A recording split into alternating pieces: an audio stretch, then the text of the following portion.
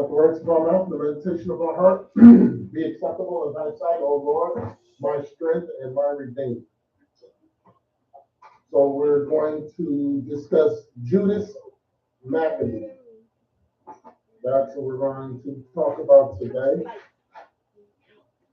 So you should have your Apocrypha, your Josephus, and this version of the Josephus, not the other versions. Like this is the version of the Josephus that you should have, translated by William Liston. If you don't have that, get it. All right, so What else? That's it. We're not going to be in the Bible today. What is this blasphemy? No, we're not going to be in the Bible today. We're going to be in the book of Josephus, and we're going to be in the Apocrypha.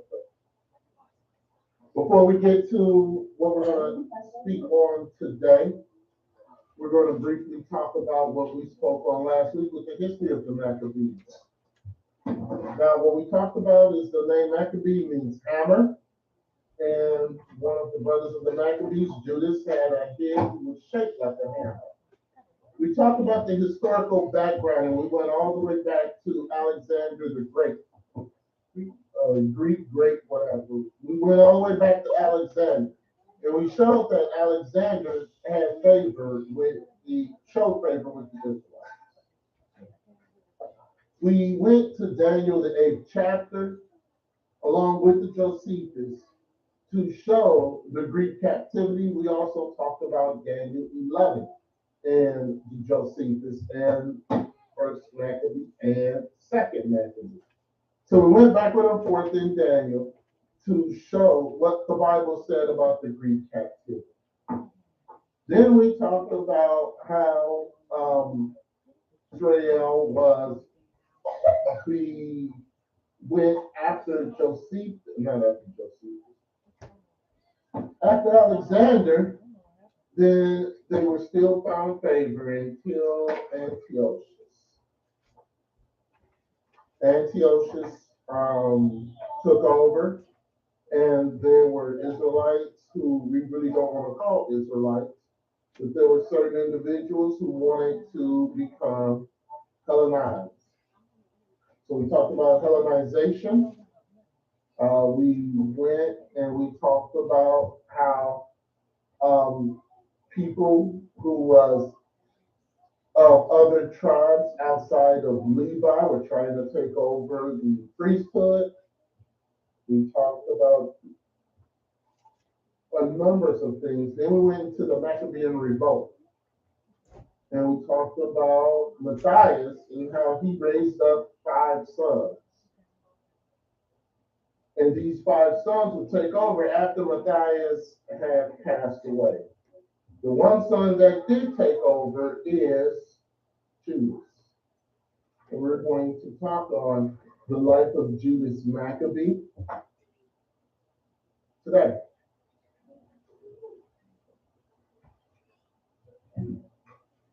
We're going to talk about the life and the death of Judas Maccabee. And then briefly talk about what happened after the death of Judas Maccabee. So, the rededication of the temple. Rededication of the temple happened in about 166 BC. Judas was selected as the next leader when his father went away, passed. So, under Judas Maccabee is how we started to operate in guerrilla warfare. And we had to operate in guerrilla warfare because the Greek army was too big. So we had to use tactics and we had to use maneuvers in order to be victorious. As Judas continued to fight and as Judas continued to win battles under his leadership, they got more and more volunteers. More and more people came to fight for freedom. As he continued to go not only against the Greeks, but against the Syrians also. So we're going to start this off, book of Josephus, Antiquity of the Jews, book 12, chapter 7, section 1, verse 287 to 291. Book of Josephus, chapter 12, section 7.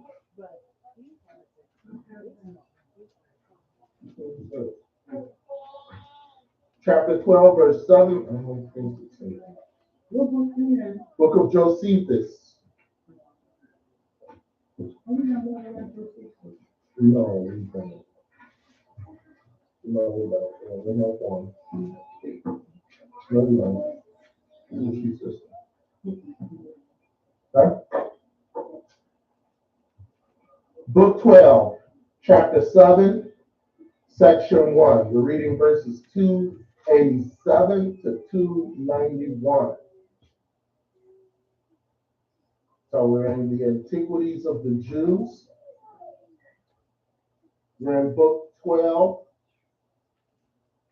chapter 7, section 1, verse 287 to 291. All right? Let's read that.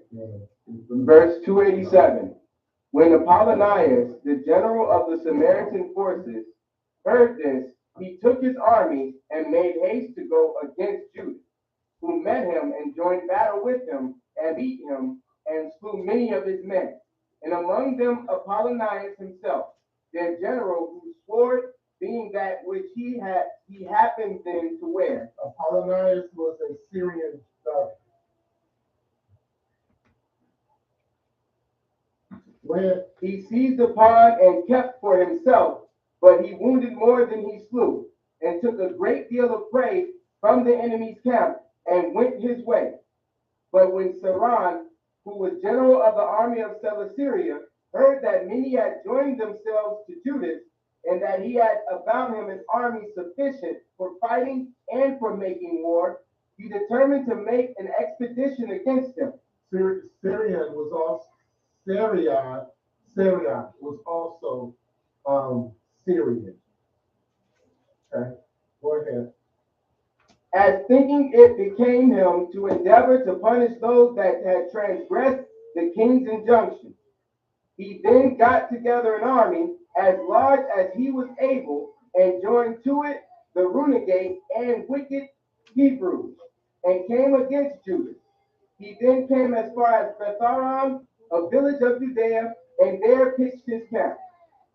Upon which Judas met him, and when he intended to give him battle, he saw that his soldiers were backward to fight, because their number was small, and because they wanted food, for they were fasting. He encouraged them and said to them that victory and conquest of enemies are not derived from the multitude in army, but in the exercise of piety towards the Most High. Verse 291. And that they had the plainest instances in their forefathers, who by their righteousness and exerting themselves on behalf of their own laws and their own children, had frequently conquered many 10,000. For the innocent is strongest army. So what happened is what he's saying is that this is not the first time that we had odds when it came to battle. There's been times when Yeshua went forth before and took care of business for the Israelites. This wasn't going to be the case. We had to fight this time. So Judas was letting them know, hey, you know what? It doesn't matter how small we are. The numbers that we have, if we're serving Yeshua, he will prevail with us. And like today, if we have Yeshua, it does not matter what this world does or what this world says. If we have Yeshua, and that's a big if sometimes. That's a big if sometimes. Because we don't act like we have Yeshua 100% of the time. And that is going to be a lot of people's detriment. We're going to go over the Antiquity of the Jews, book 12, chapter 7, section 2, verses 295 and 296. That's Josephus, book of the Jews, book 12, chapter 7, section 2, verses 295 and 296. So Antiochus was having troubles, and Antiochus ordered Lysis, regent, part of the western part of the empire, to make an end of this rebellion and to destroy all of the Israelite race. Just like in Esther's time. Kill everybody, yes? I cannot hear you. What? Lysis. Okay, we're going to read that. Go ahead. Hereupon he left one whose name was Lysis, who was in great repute with them, governor of the kingdom, as far as the bounds of Egypt and of the lower Asia, and reaching from the river Euphrates, and committed to him a certain part of his horses and of his elephants, and charged him to bring up his son Antiochus with all possible care until he came back, and that he should conquer Judea and take its inhabitants for slaves, and utterly destroy Jerusalem and abolish the whole nation. Turn over to First Maccabees 3. So we're going to take our time with this because it gets complicated. After the death of Antiochus, it gets really complicated. So we're going to take our time with this because in between all this stuff, there's a civil war that's going on with the Greeks. So we've got to we're going to take our time with this and get an understanding. First Maccabees, chapter 3. We're reading verses 38 to 41. So Lysis dispatches his big army under the command of Ptolemy, Nicar, Gyges, and they were followed by merchants who, what they were going to do is that when those men failed, and they thought they were going to fail, the merchants was following Lysis because what they were going to do is they were going to make slaves out of the Israelites that stayed alive. So you had this big army that was coming through. Then you had merchants behind the army who were going to just take anybody who was alive, who made it alive, and make them slaves. Okay. First Maccabees 3. Let's start at 38. First Maccabees, chapter 3, verse 38. Then Lysias chose Ptolemy, the son of Doramenes, and Nicanor, and Gorgias, mighty men of the king's friends. And with them he sent 40,000 footmen and 7,000 horsemen to go into the land of Judah and to destroy it as the king commanded. Right? So he has this large army. And this large army that's marching to Judea to destroy all of Judea. Next verse. And the merchants of the country, hearing the fame of them, took silver and gold very much with servants and came into the camp. So we missed verse 40. Did you read verse 40? Or did we just go to 41? Right. Verse 40. So they went forth with all their power and came and pitched by Emmaus in the plain country. Verse 41. And the merchants of the country, hearing the fame of them, took silver and gold very much with servants and came into the camp to buy the children of Israel for slaves. A power also of Syria and of the land of the Philistines joined themselves unto them. Right? So they wanted slaves, like the merchants did. So anybody who was left alive, they were going to make them slaves. That was that's what they were anticipating. But Judas defeated Gorgias. And then he caused the Syrian soldiers to run away. All right, so we're going to go back to Antiquity of the Jews, chapter 7, section 4, verses 305 to 312.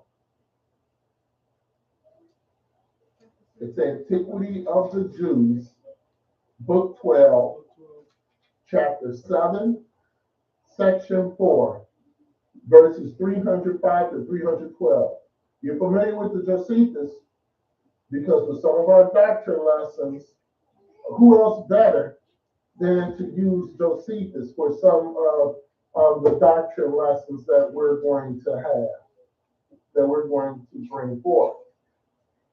Because he breaks it down very, very well. Still stays with the scripture, but he breaks it down. He does not go outside of what the scripture says, unless he's coming against other scholars, which he does frequently. Right? So let's read that.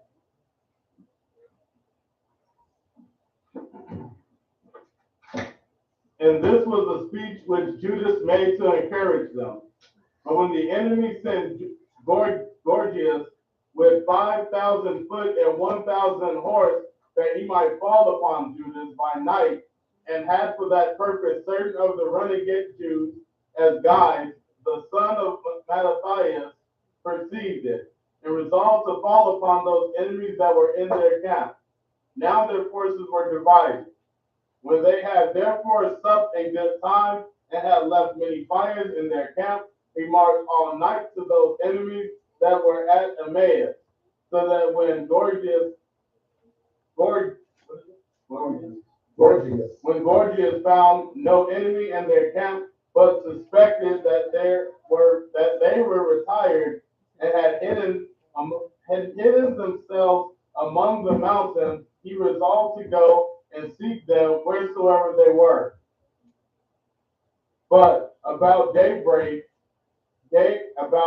of day, Judas appeared to those enemies that were at Emmaus with only 3,000 men, and those ill armed by reason of their poverty. Mhm.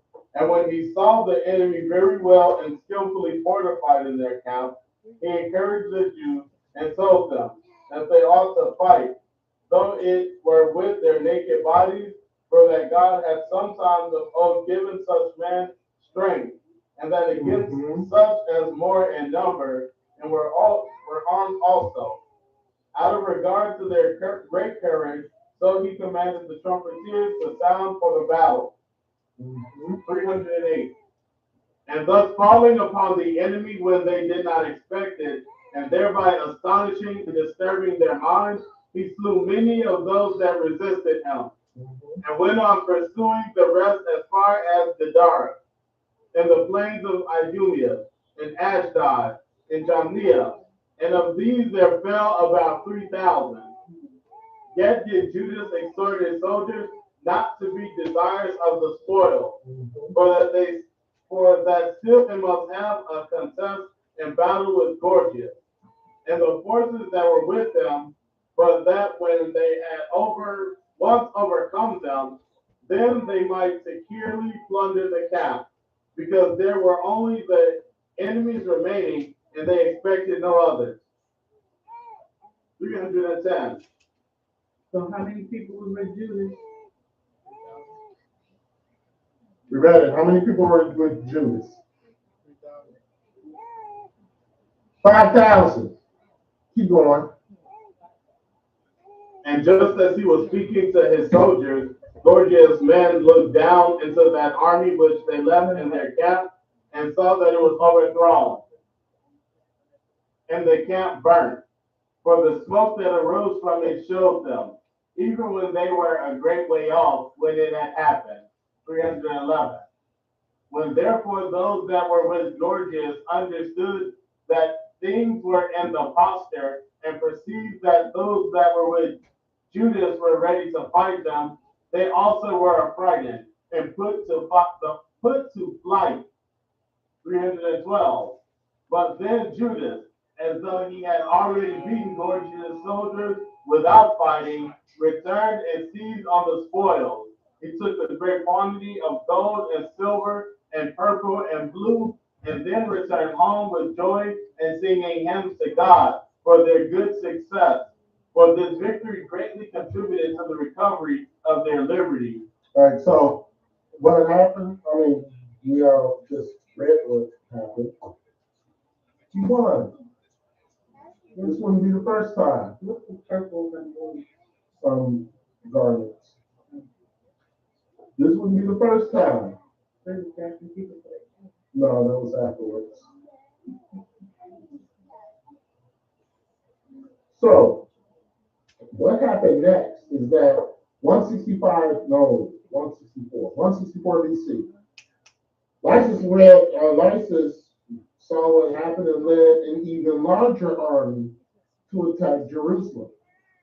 But he was defeated at Bethzur, and he withdrew.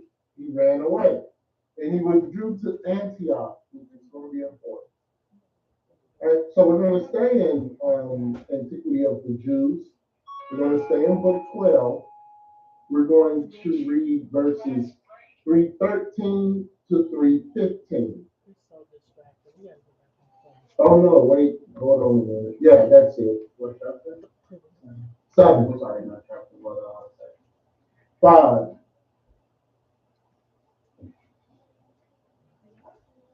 Section 5, verses 313 and 315. Yes. What's Lysias again? He was a Syrian ruler, a governor, a Syrian general. Is he in accordance? Is he associated to the Apollonius?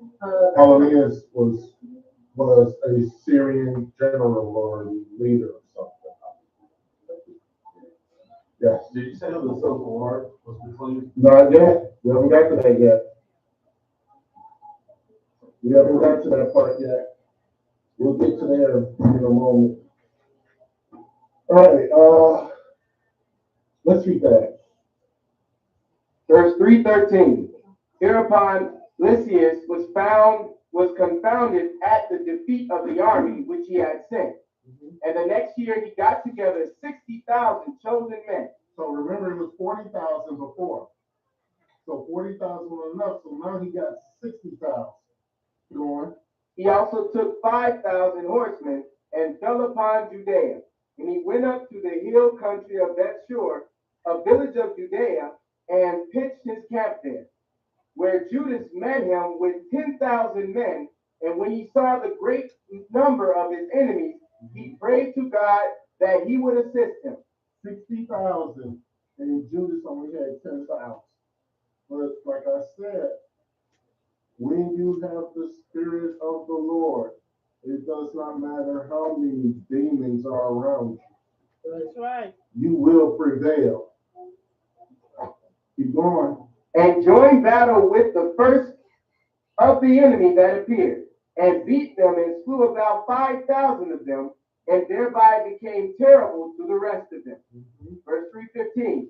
Nay, indeed, Lysias, observing the great spirit of the Hebrews, how they were prepared to die rather than lose their liberty, and being afraid of their desperate way of fighting, as if it were a real strength, he took the rest of the army back with him and returned to Antioch, where he listed foreigners into the service and prepared to fall upon Judea with a greater army. All right, so let's see about this. We're going to go to 1 Maccabees chapter 4. And we're going to read verses 28 to 35.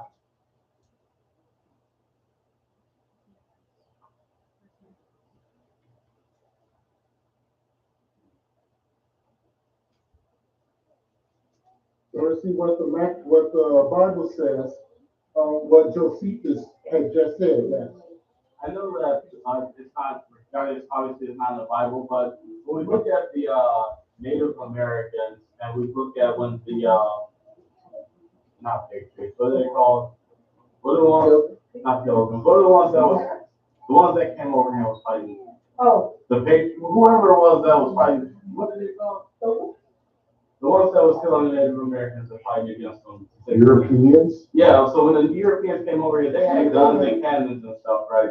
And our people had, because they were our people, they were the 10 tribes, and, there's no history for it whether they were serving the Most High or not over here. They weren't. But isn't there a stone or something that's written that has like the Hebrew, the 10 Commandments in Hebrew? Also New Mexico. Yeah, so I mean, somebody has to put that there. Well, when they first came over, they were. But as time went on, no, they stopped serving them.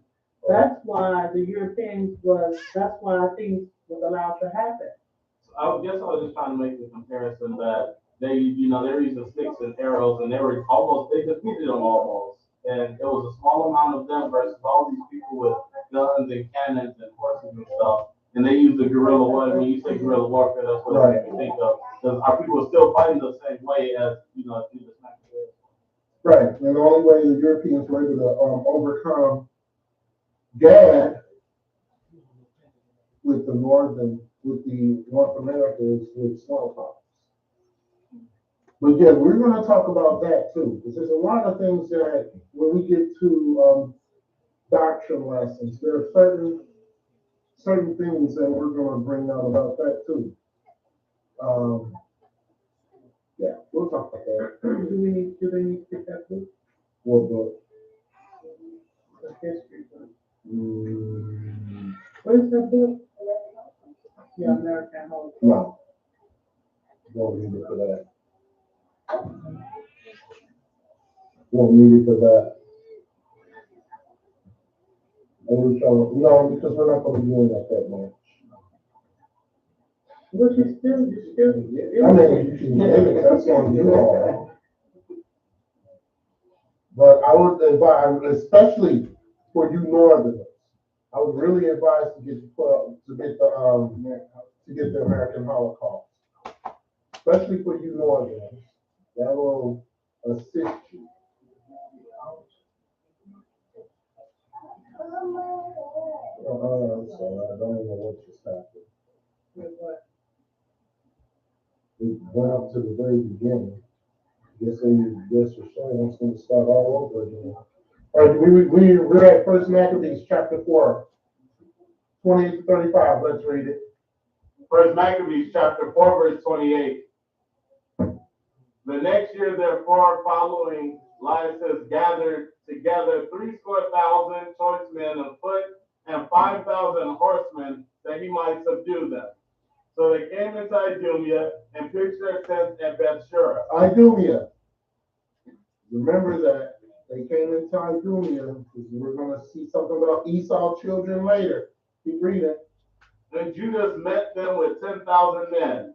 And when he saw that mighty army, he prayed and said, Blessed art thou, O Savior of Israel, who didst quell the violence of the mighty man by the hand of thy servant David, and gavest the host of strangers into the hand of Jonathan, the son of Saul, and his armor bearer. Mm-hmm. Verse 31. Shut up his army in the hand of thy people Israel, and let them be confounded in their power and horsemen. Make them be of no courage, and cause the boldness of their strength to fall away, and let them quake at their destruction. Verse 33, cast them down with the sword of them that love thee, and let all those that know thy name praise thee with thanksgiving. So they joined battle, and they were slain of the host of Lysias, about 5,000 men. Even before them were they slain. Now when Lysias saw his army put to flight,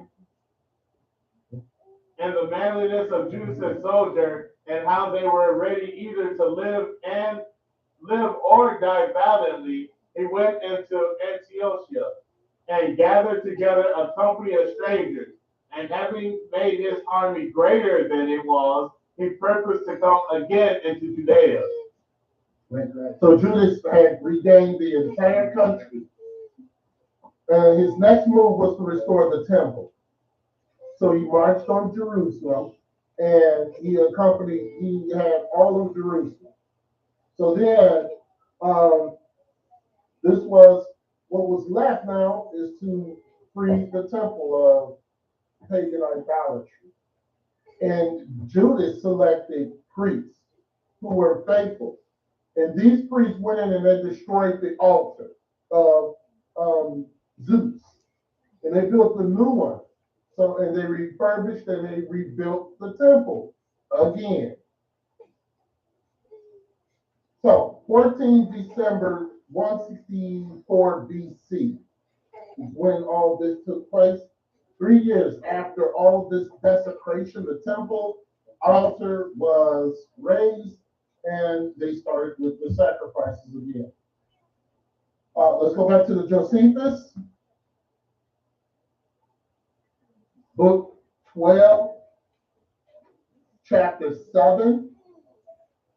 We're going to be in sections 6 and 7.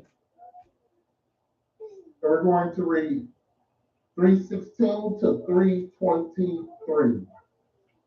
So that's Josephus, Antiquity of the Jews, book 12, chapter 7, section 6 and 7, verses 316 to 326.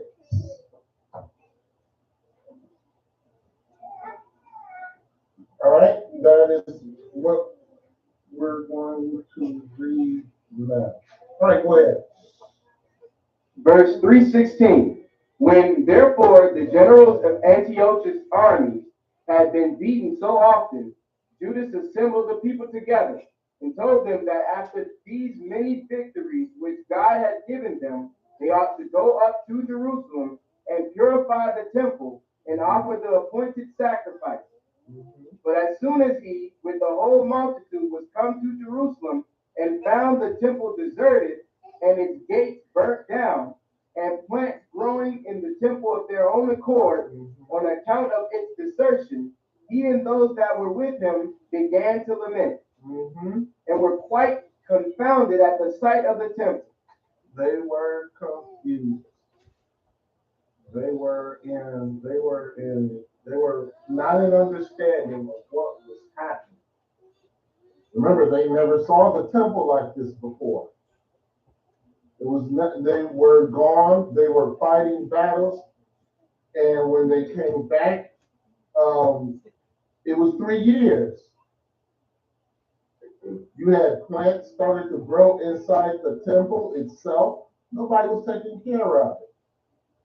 Even the pagans weren't doing anything with it. They put the big Zeus in there and left.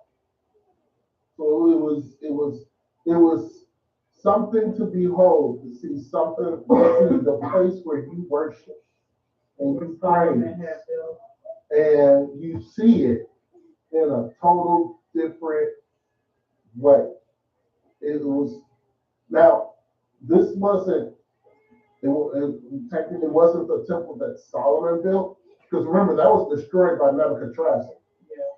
And then Ezra came in and rebuilt the temple again. Yeah. And then from there, that's the temple that was destroyed, was being, we could say was destroyed. And then the temple would be destroyed Was again. this the third time the temple was destroyed?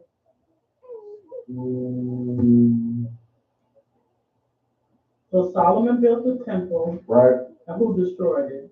Nebuchadnezzar. And then Ezra rebuilt it, and then it was destroyed by, I don't think it was. well, these people. Well, yeah, if you want to, yeah, when they threw Zeus in there, yeah, they destroyed it again. Right. Okay, go ahead. Verse 318.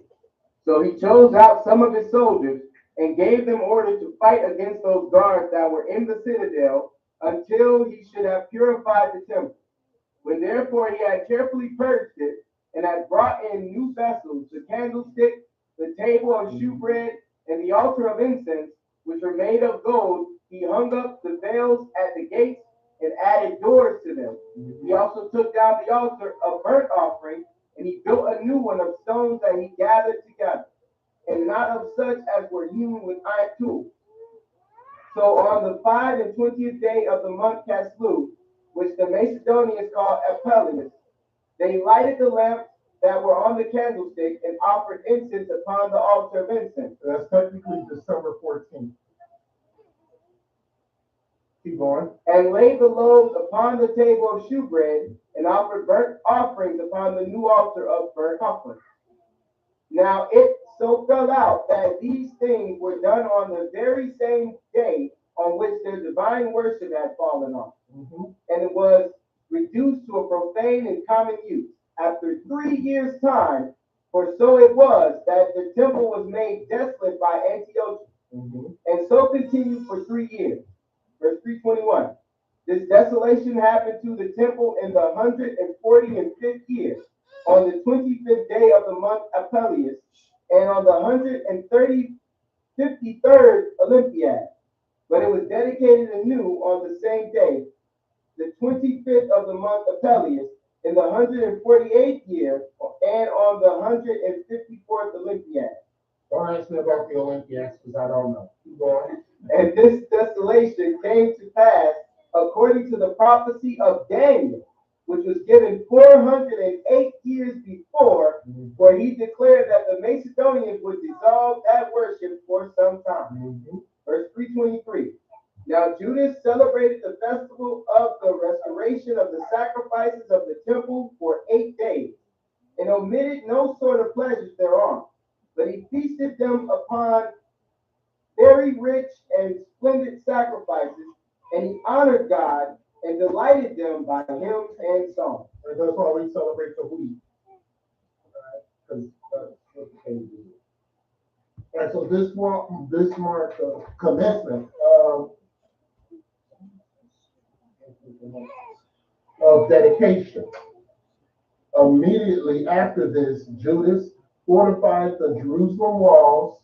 They're going to tear it down eventually, but they fortified the walls around Beth-Zor.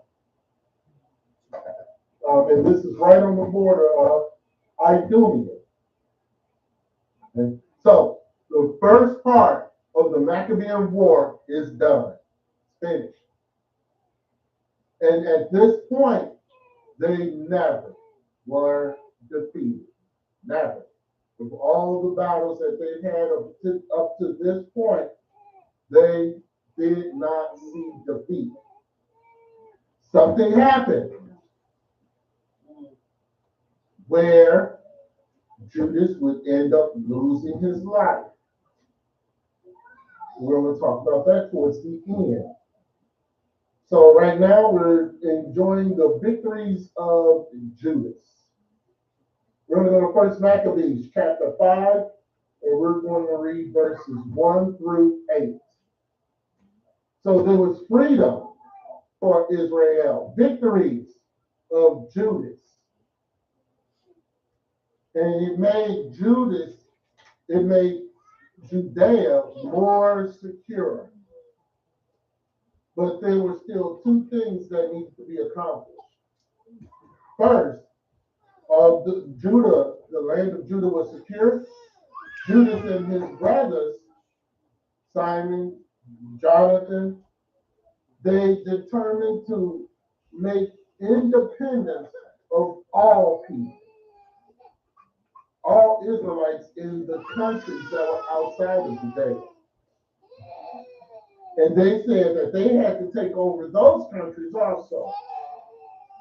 So there were several campaigns against the Idumeans. They said, we got to take over Idumea.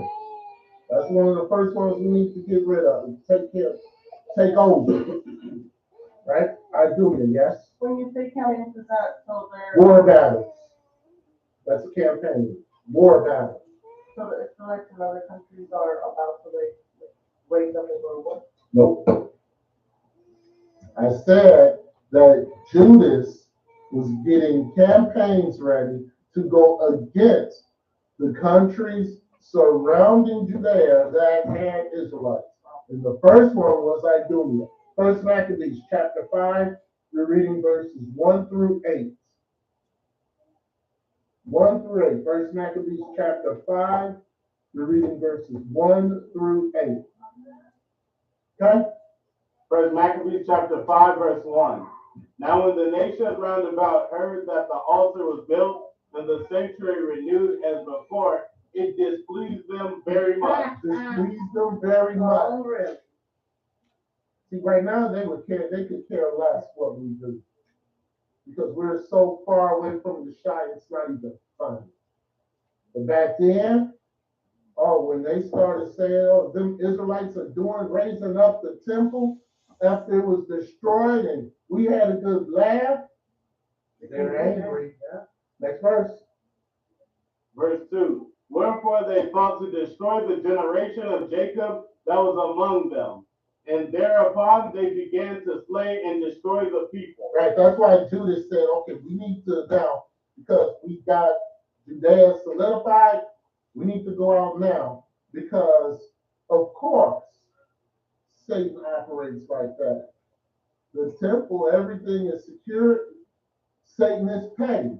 We can't get to you, but we'll get to everybody who we can get to. Next verse. Verse 3. Then Judas fought against the children of Esau and Idumea and Abatine, because they besieged Israel, and he gave them a great overthrow, and abated their courage and took their spoil. Also he remembered the injury of the children of Bean, who had been a snare and an offense unto the people, and that they lay and wait for them in the ways. He shut them up, therefore. Oh, let's hold on for a second. Verse 4.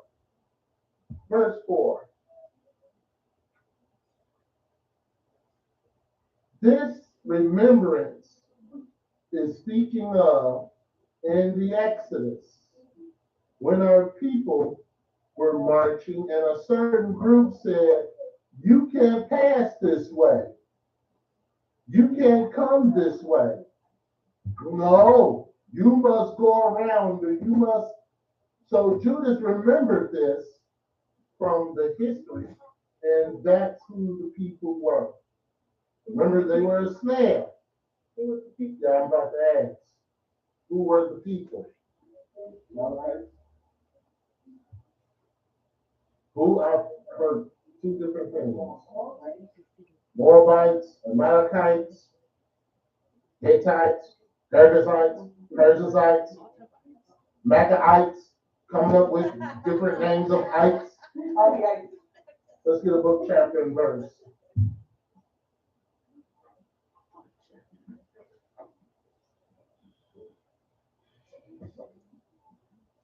Canaanites, Perizzites, Perizzites,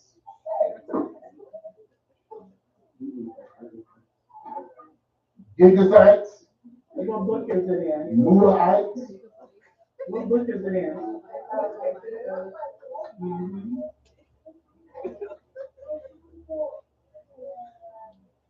Everybody should be looking in the book of Exodus.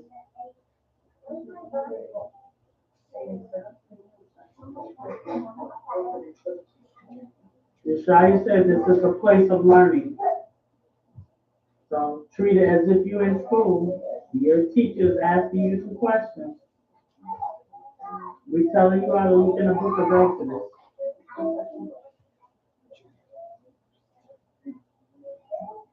I'm looking at Exodus.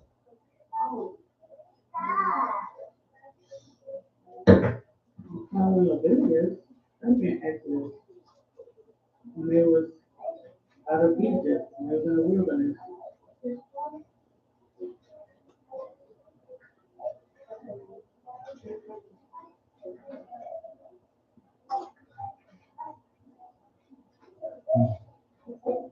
These children need to have some Bibles. Your parents need to get these children Bibles.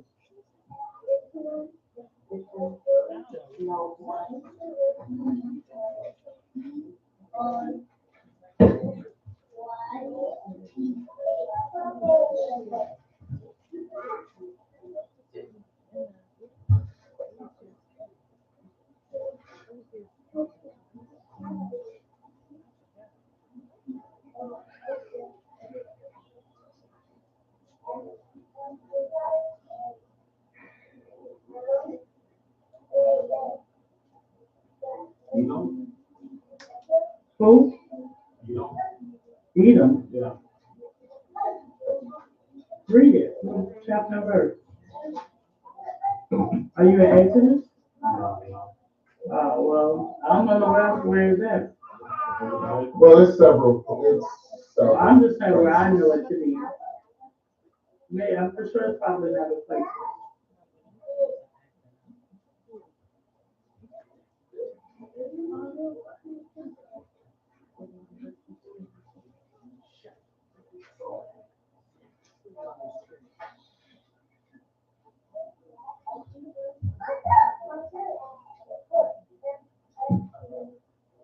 grandson. Leave it alone. Okay, look it up on your own time. We gotta continue on. We got a lot to cover. Look it up on your own Somebody time could and have then Googled that. let me know next week or let me know later on. Right? Where we at? Book, chapter, and verse. He said he found it. Where?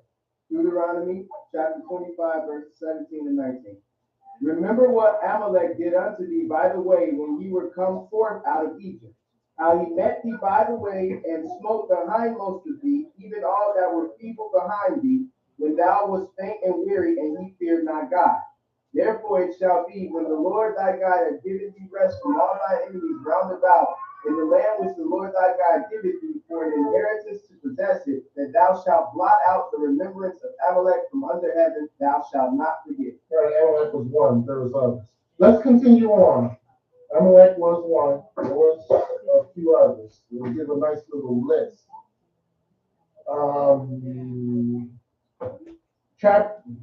Read verse 5. First Maccabees chapter 5, verse 5.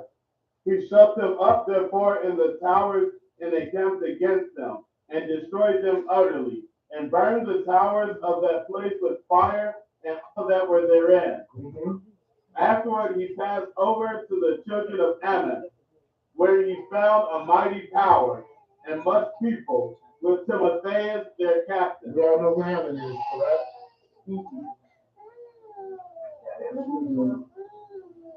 Ammon is.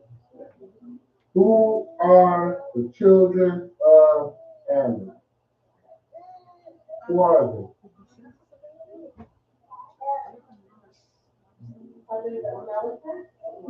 Who are the children of Ammon? The children of Ammon are descendants of Ammon, who was the son of Lot and one of his daughters. Thank you. Let's finish on. Yeah, I gotta read the Bible now. This is our history, people. This is important. Y'all gotta read the Bible. Amalek came from Esau. That was Esau's grandson. So what was the name of his people then? Amalekites. No, they're called Ammonites.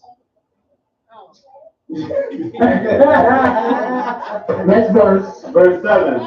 So he fought many battles with them, till at length they were discomfited before him, and he smote them. And when he had taken Jazer with the towns belonging thereto, he returned into Judea. All right, so other Israelite communities, they're asking for help. So he sent his brother Simon into an army into Galilee, and his other brother Jonathan went into Gilead. So they started to branch off and they started to conquer everything that they came across.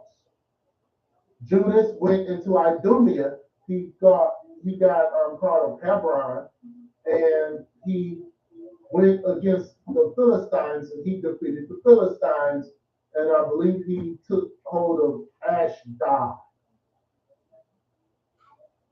which is not, well, I'm not gonna say. Book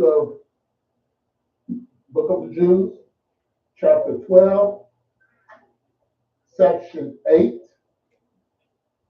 No, wrong. Book 12, chapter 8, section 6, verses 350 to 353. This is Josephus, Antiquity of the Jews, book 12, chapter 8, section 6, verses 350 to 353. The other books of Josephus we will have in future teachings. Against Apion, especially against Apion. We'll have those for future teachings, especially when we do teachings about our history. All right, let's read. Verse 350. But as to Joseph, the son of Zacharias and Azarias, whom Judas left generals of the rest of his forces, at the same time when Simon was in Galilee, fighting against the people of Ptolemaeus, And Judas himself and his brother Jonathan were in the land of Gilead. And did these men also affect the glory of being courageous in war? In order whereto they took the army that was under their command and came to Janea. There Gorgias, the general of the forces of Janea, met them, and upon joining battle with him, they lost 2,000 of their army and fled away and were pursued to the very borders of Judea.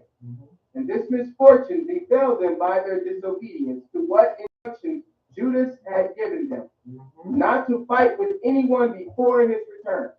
For besides the rest of Judas' sagacious counsels, one may well wonder at this concerning the misfortune that befell the forces commanded by Joseph and Azariah, which he understood would happen if they broke any of the injunctions he had given them. Verse 353. But Judas and his brethren did not leave off fighting with the Idumeans, but pressed upon them on all sides, and took from them the city of Hebron, and demolished all its fortifications, and set all its towers on fire, and burnt the country of the foreigners and the city Marissa. They came also to Ashdod and took it, and laid it waste, and took away a great deal of the spoils and prey that were in it, and returned to Judea. You gotta follow something like that. Got to follow. And put out of that. So having now this goal to get rid of the Syrian forces in Jerusalem. So they continue to dominate, and they continue to go against Antiochus and what Antiochus had established as far as Israelites not serving and not doing the Sabbath day and all that. So in the spring of 163, Judas went against them, against the Syrian soldiers. Again, Israelites who had escaped at Antioch, because remember that first general, he went back to Antioch. So those Israelites who left, and I speak of Lysis, those Israelites who fled went and joined with Judas. So let's go to First Maccabees, chapter 6, and we're going to read 18 to 27. And after this is where it gets a little confusing. But we're going to sort it all out. First Maccabees chapter 6, 18 and 27. All right? Let's read that. First Maccabees chapter 6, verse 18. About this time that they that were in the tower shut up the Israelites round about the sanctuary, and sought always their hurt and the strengthening of the heathen. Wherefore Judas, purposing to destroy them, called all the people together to besiege them. So they came together and besieged them in the 150th year, and made mounts for shots against them and other engines. Howbeit certain of them that were besieged got forth, unto whom some ungodly men of Israel joined themselves. And they went unto the king and said, How long will it be ere thou execute judgment and avenge our brethren? Verse 23, we will be willing to serve thy father and to do as he would have us and to obey his commandments. For which cause they of our nation besiege the tower and are alienated from us. Moreover, as many of us as they could light on the slough and spoiled our inheritance. Neither have they stretched out their hand against us only, but also against all their borders. Verse 26, and behold, this day are they besieging the tower at Jerusalem to take it. The sanctuary also and the Shura have they fortified. Wherefore, if thou dost not prevent them quickly, they will do greater things than these, neither shalt thou be able to rule them. Now,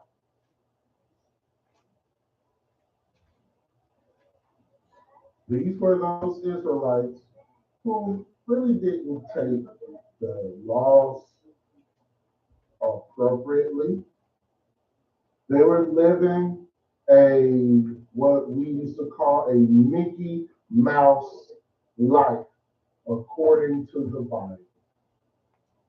They weren't they weren't serving, they weren't doing anything. And when the time came, they buckled. But guess who they're talking to? You think they're talking to Antiochus? Think they're talking to Judas? Guess who you think they're talking to? Antiochus the fifth. How old is Antiochus the fifth that these men are talking to? 9 years old. Antiochus is now dead. Antiochus Epiphanes, he's dead.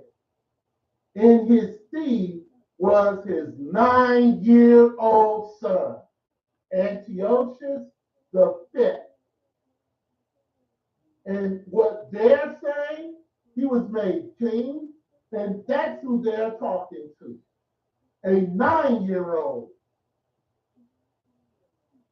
A 9-year-old.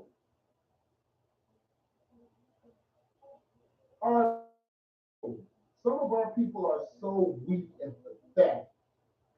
A 9-year-old. Now, let's sum this up. Antiochus on his deathbed, right? He's dying. And he appointed one of his friends named Philip to be guardian over Antiochus the fifth. Lysis, who was given privileges earlier, and he was responsible for crowning Antiochus the fifth as king. Because in Antioch, Antiochus Epiphanes died. So Lysis, who was the leader over the army, and the boy king, they were in Jerusalem. And they were going to lay siege to Jerusalem. 9 years old. And this was what our people were bowing down to. A 9-year-old. Yes, all of this, what they're saying, starting at verse 20.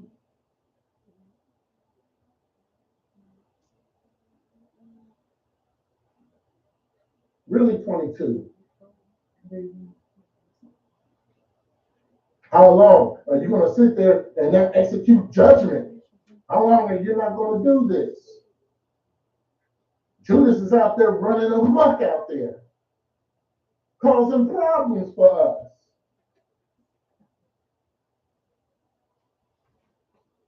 A 9-year-old. 9-year-old. Now, what was happening now is that there was starting to be a food shortage. Judas and his army, his band of freedom fighters, they were getting short on food because this was a Sabbath year. And on the Sabbath year, they were not able to plant or anything. So it was a shortage of food. And a Sabbath year. A Sabbath year, sabbatical year. So it's like, what do you call it? Jubilee? Or that's two different things? No, that's two different things. You got how many times you have a Sabbath year? A 7-year Sabbath, 50-year Sabbath. 7-year Sabbath, you're not supposed to grow anything. Right. 7-year Sabbath, not Jubilee Sabbath. Oh, okay.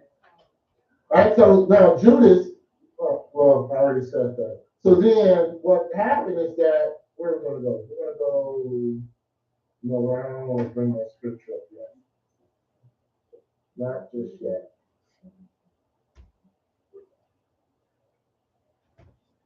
So, Antiochus Epiphanes dies. Antiochus V is made ruler with the help of Philip. Lysis sees this, and Lysis crowns Antiochus V. This is where it gets complicated because now Lysis heard that Philip was moving on Persia to claim that kingdom for himself. Lysis now is anxious to make a peace treaty with Judas so that Judas can grant him. Let's go to 1 Maccabees chapter 6, and we're going to read verses 55, start at verse 55. It was all about self then, huh?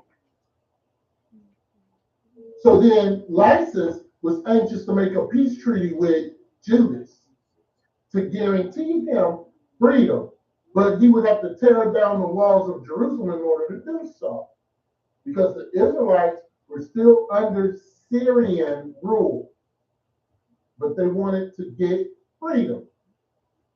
So Philip went to march to purge on Persia, then Syria.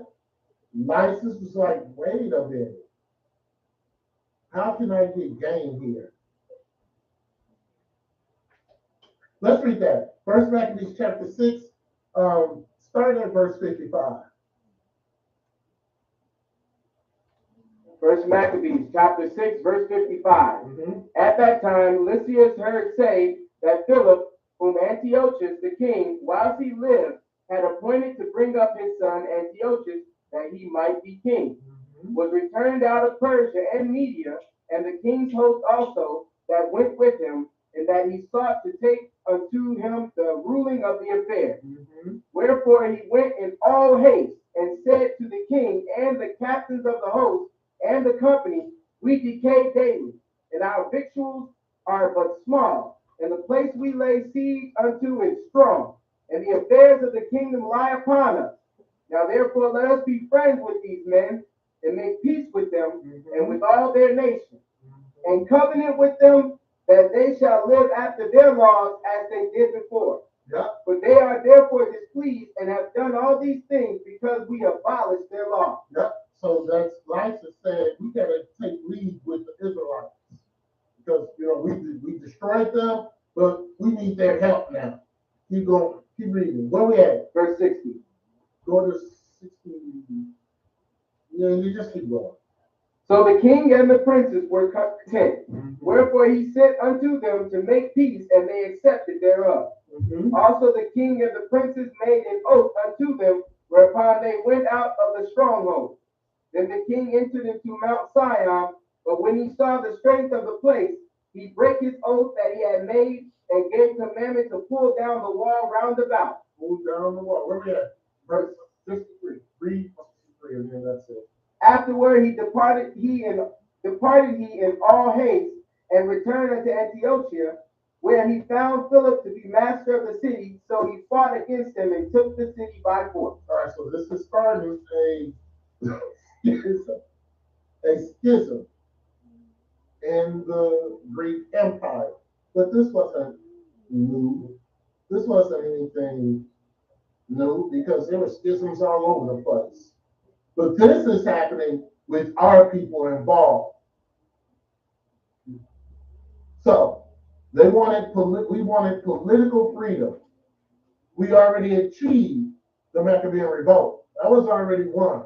Now Judas wanted political freedom for the entire nation now, because we already got Jerusalem back. The Syrian government did not want this. The Syrians was like, no, we still have you under our control. So we're going to go to 2 Maccabees chapter 14. Reports then started to be conflicted. It seems that Lysis appointed, now there's a Acclamius as high priest. He was from the Aaron descendant, but really he was a Hellenistic person. He followed the ways of the Greeks. So see, now you got a power schism between Lysis and Philip and Antiochus the fifth.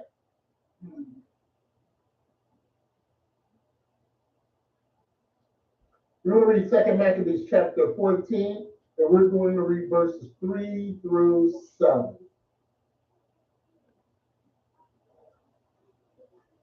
All right, let's do this.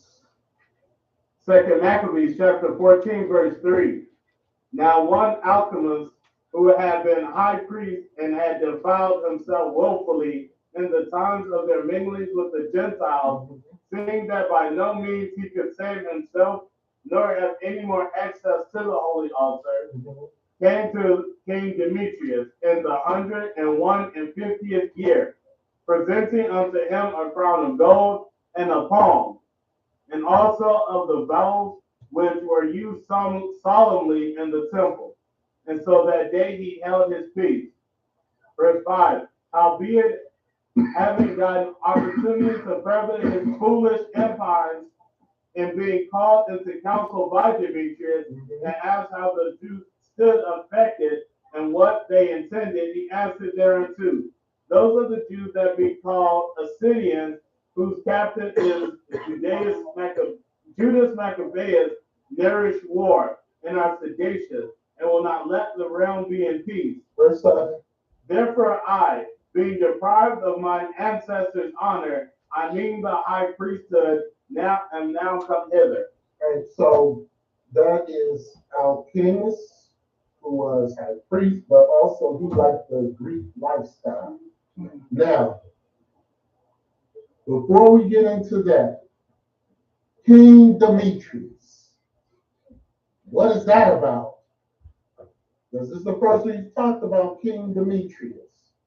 Demetrius was the nephew of Antiochus Epiphanes. He was his nephew. So Antiochus the fifth would be his cousin. Demetrius escaped from Rome. He was under siege in Rome, and he escaped from Rome.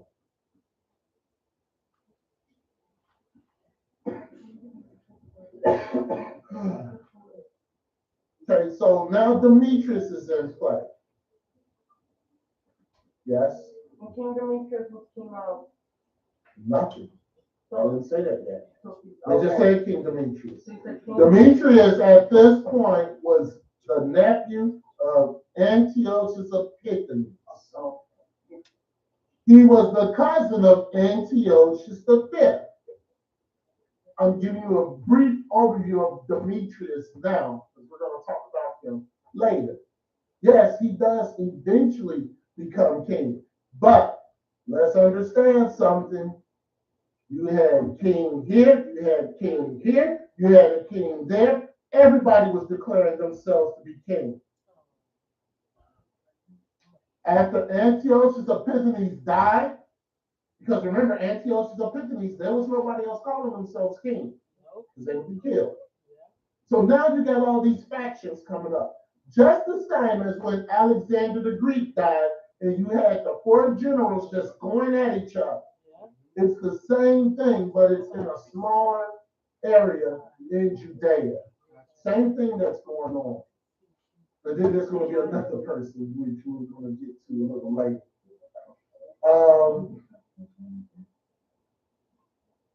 Jimmy, what? No. No. No, we're not going to talk about Jonathan Maccabee. We're talking about the life of Judas Maccabee and briefly Simon. Oh, okay. That's Who was running Greece at this time? So they were the kings of Syria, right? So who was running Greece? Because Greece was over everything, right? right. It's more like when Rome was running, and then With the Caesars. yeah, and then you had the Herod. I don't know who was the leader of Greece at this time. Yeah, I don't know who the leader of Greece was at this time. No. I can't think off the top of my head. We're going to go to Antiquities of the Jews, book 12, chapter 9, section 7, verses 384 to 388.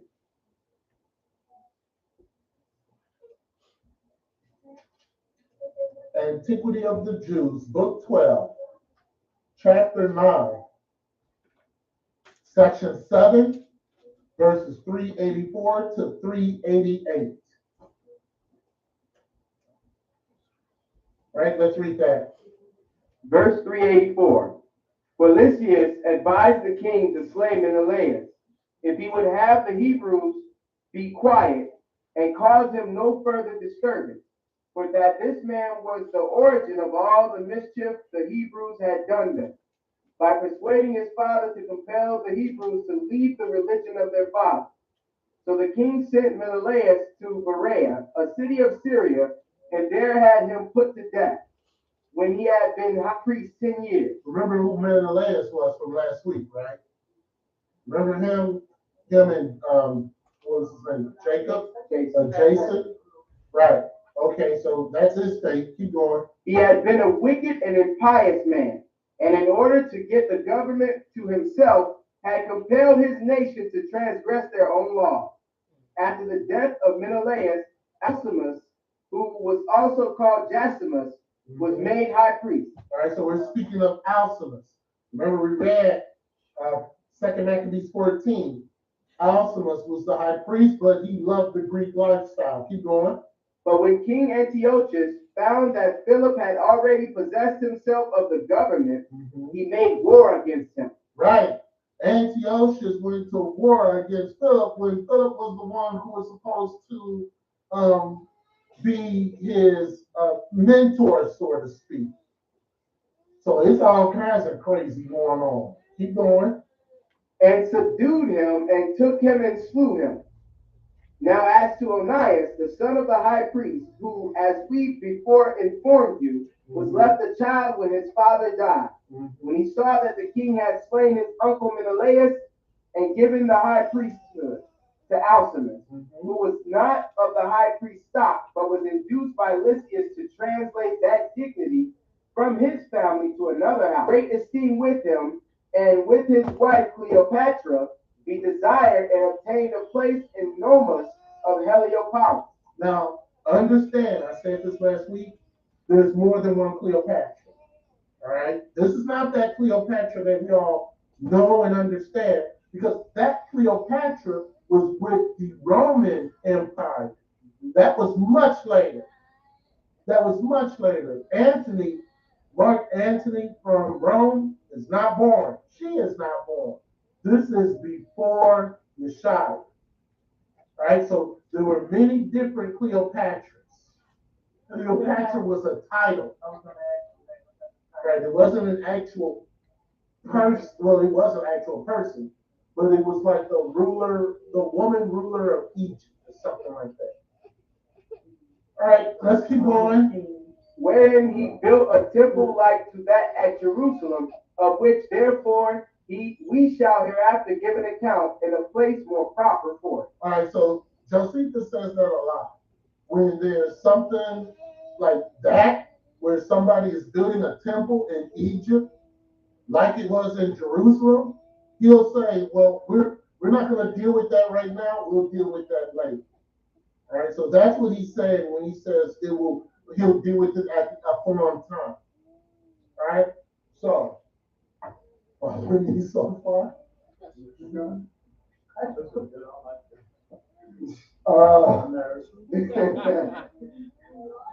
So of course Judas was not pleased with this. Alchemist was, I was going to say he was a Greek. I wouldn't even call him an Israelite. And Judas wanted the position of high priest for himself.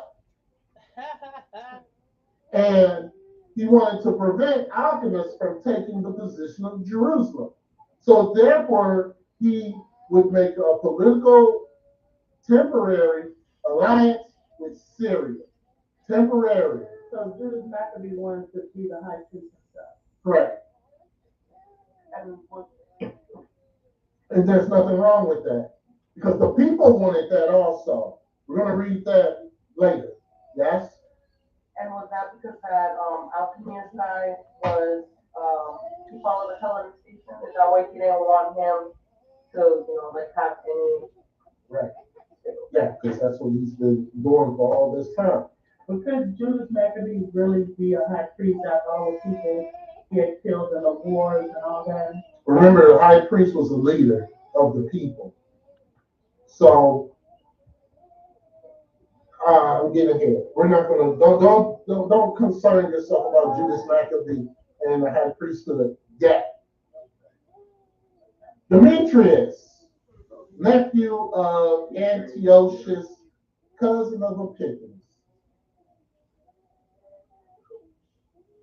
So the Israelites and so the how can I say the Greek Israelites? That's a nice way to put it.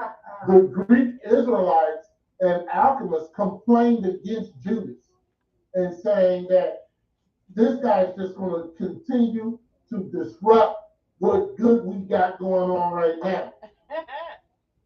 Demetrius confirmed with Alchemius and sent him to Jerusalem with an army under General Maccabees. That's going to be very important. Maccabees.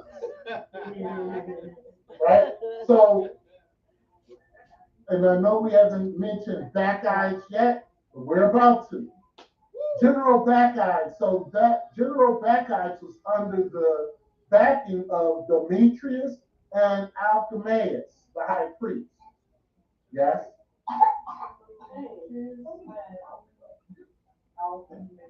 You gotta speak up. I can't hear you. So Demetrius sent Alchemist with an army. Right. Under the general Maccabees. Maccabees. Bacchides.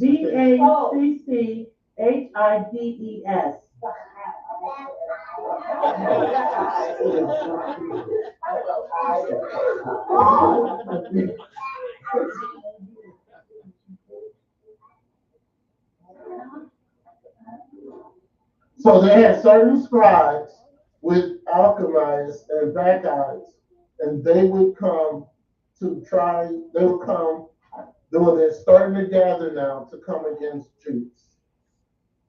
Okay? We're going to go to First Maccabees chapter 7, and we're going to read verses 15 to 20. Now, the reason for the move is not ever mentioned. We don't know why.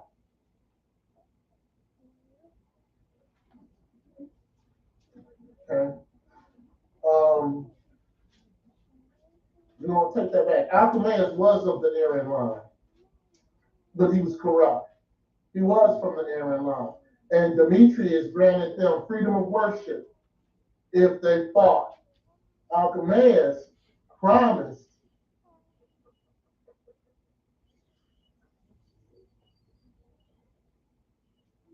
let's read it. First Maccabees chapter 7, verses 15 and 20, because I can't get my words out.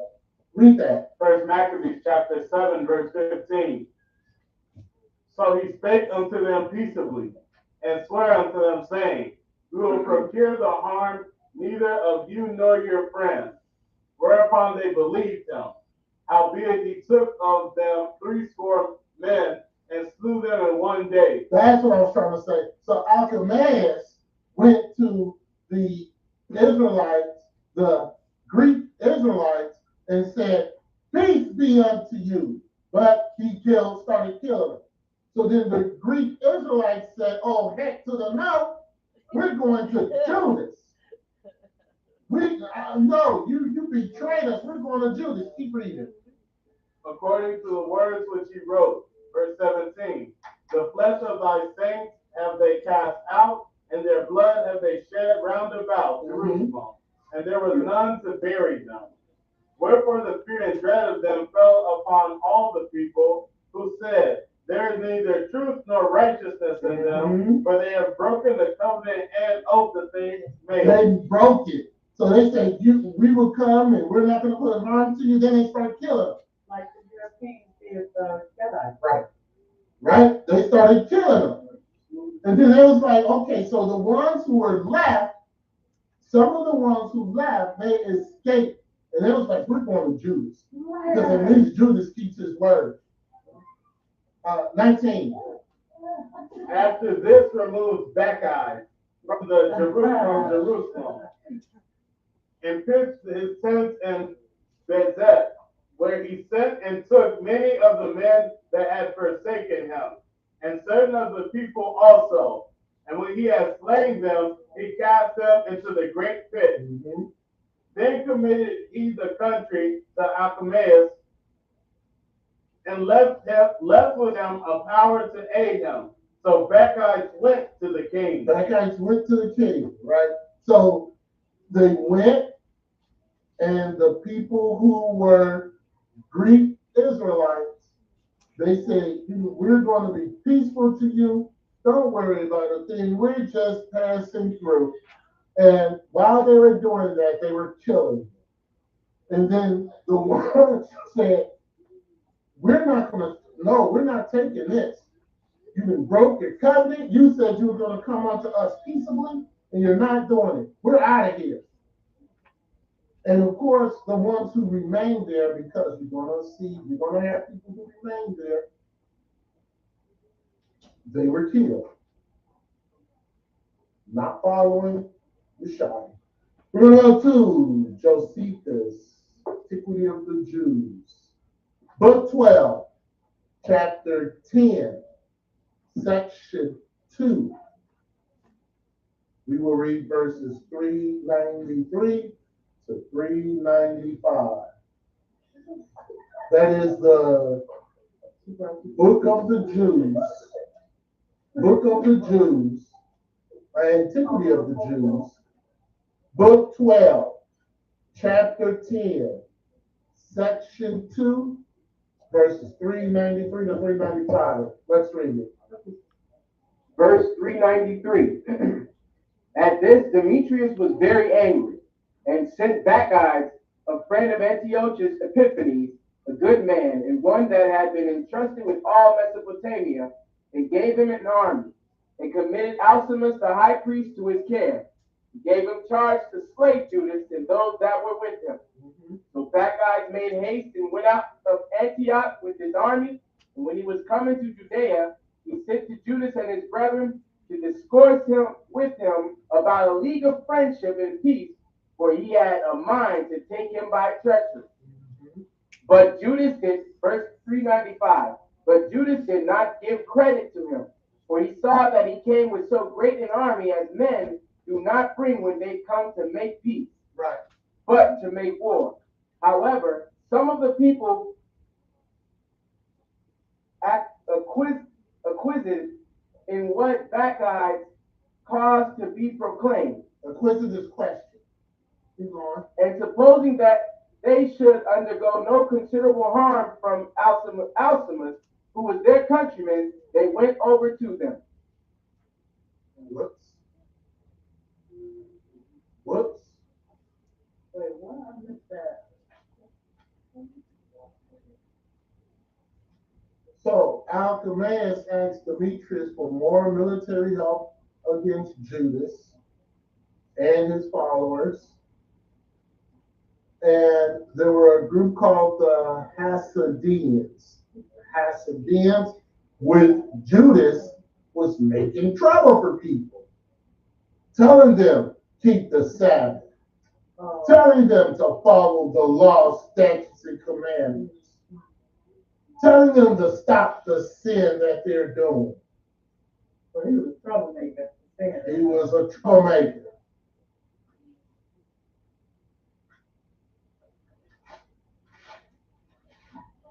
Now, in your Apocrypha, it'll say Assyrians. And the Josephus, it'll say Hasidians. It's the same people. Second Maccabees chapter 14, verse 6.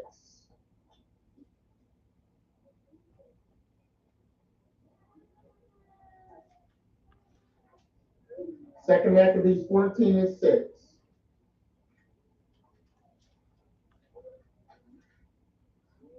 Second Maccabees chapter 14, verse 6. Those of the Jews that be called Assyrians, whose captain is Judas Maccabees, nourish war and are seditious, and will not let the realm be in peace. So we read that earlier, Second Maccabees, when we were going through 14, but nobody brought up. Nobody asked, who are the Assyrians? So, who are they? I just said who they are. Did y'all hear? Those are the Greek Israelites? Peace.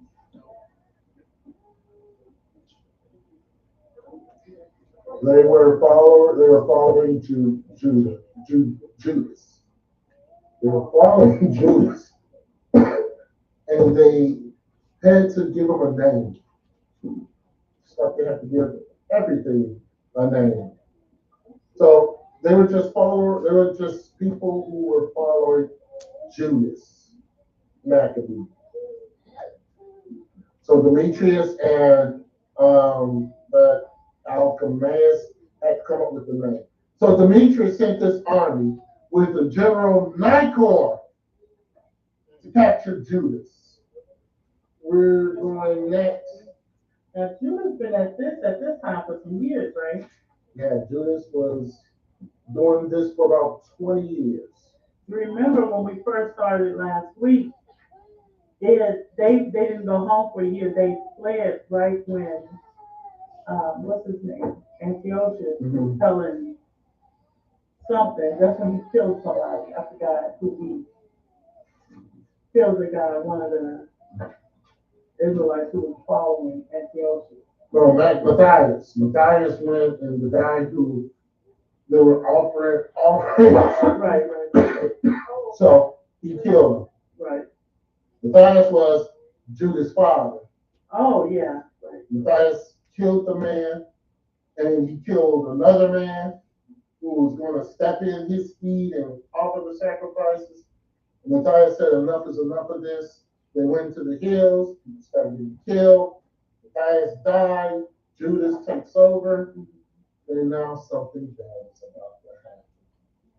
Really, really bad.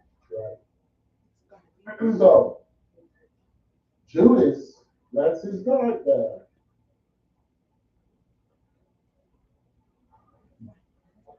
Nicor was a general, and he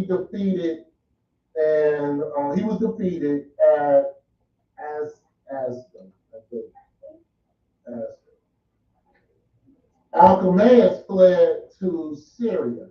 So now at this stage, Judas is sending people to Rome to ask for protection against Syria. Mistake. Judas? Yeah, Judas Maccabee. What? So he sends people to Rome to ask for protection against Syria. The treaty, people make mistakes. The treaty concluded that Rome warned Demetrius that if they were to interfere with Judas, that would mean war with Rome. War was going to declare war on Syria.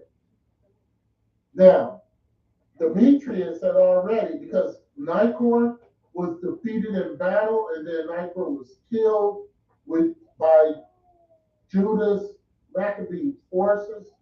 They killed him. So Demetrius was like, we got to do something.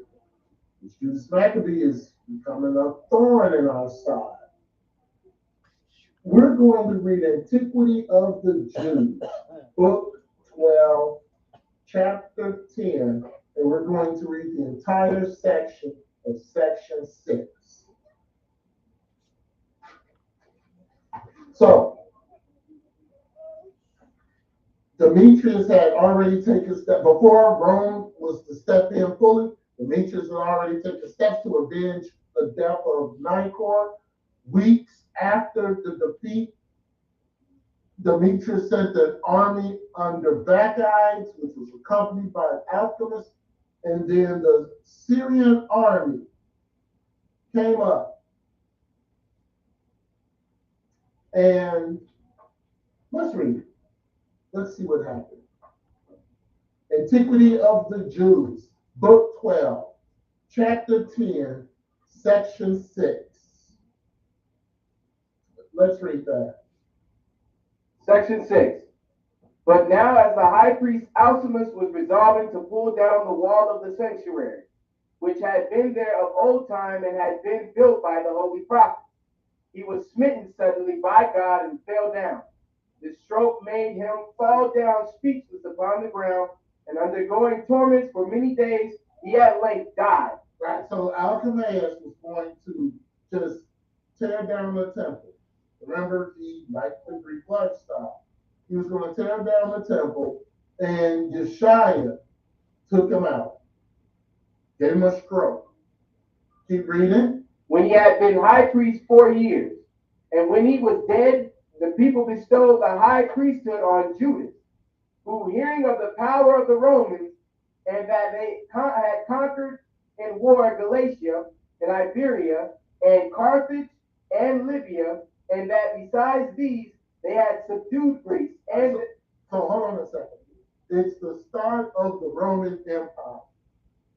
This is the beginning of the Roman Empire. Rome was laying siege to these major cities, and they were destroying them.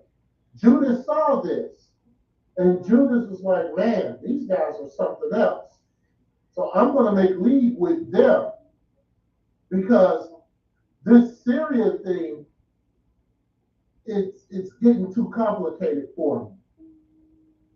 At this point, the people wanted Judas to be high priest. They're asking Judas to be high priest. So Judas is trying to maneuver all this stuff, and he's forgetting Yeshua. Yeah. He forgets Yeshua. So did he get scared? I wouldn't say he got scared. It was just, it started to overwhelm him. Remember, he's been doing this now for 20 years. Keep reading. they had subdued Greece and their kings, Perseus and Philip and Antiochus the Great also. He resolved to enter into a league of friendship with them. He therefore sent to Rome some of his friends, Eupolemus, the son of John, and Jason, the son of Eleazar, and by them desired the Romans that they would assist them and be their friends, and would put to Demetrius that he would not fight against the Hebrews. Right. Tell Rome to send a letter to Demetrius saying that he cannot come against us again. Mistake. Yeah. Let's read. Verse 4:16. So the Senate received the ambassadors that came from Judas to Rome, and discoursed with them about the errand on which they came, and he granted them a league of assistance. They also made a decree concerning it, and sent a copy of it into Judea. It was also laid up in the capital and engraven in brass. The decree itself was this: the decree of the Senate concerning a league of assistance and friendship with the nation of the Hebrews. It shall not be lawful for any that are subject to the Romans to make war with the nation of the Hebrews. Now, let's hold there for a second because Syria was not under Roman rule at this time. That shows the arrogancy of the Roman Empire. They were not under Syrian rule at this time. At this time, what is known as Europe, that was under Roman rule. When I mean rule, I mean Italy, Greece, Turkey, whatever countries are in that area. They were under Roman rule. North Africa was under Roman rule, not the Middle East yet.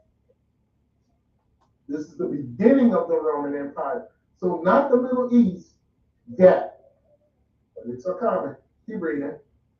Nor to assist those that do so, either by sending them corn or ships or money. And if any attack be made upon the Hebrews, the Romans shall assist them as far as they are able. And again, if any attack be made upon the Romans, the Hebrews shall assist them. And if the Hebrews have a mind to add to or to take away anything from the league of assistance, that shall be done with the common consent of the Romans, and whatsoever addition shall thus be made, it shall be of force. Verse 419. This decree was written by Eupolemus, the son of John, and by Jason, the son of Eleazar, when Judas was high priest of the nation, and Simon his brother was general of the army. And this was the first league that the Romans made with the Hebrews, and was managed after this fashion. Mm-hmm. That was a mistake. That was a huge mistake. He didn't run that by Yeshua. He should have destroyed the way he had.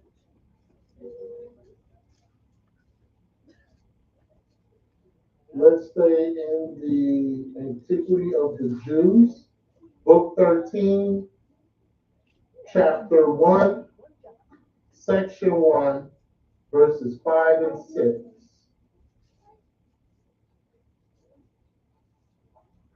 So, Judas' death. Say it again. All right. Antiquity of the Jews, Book 13, Chapter 1, Section 1, verses 5 and 6.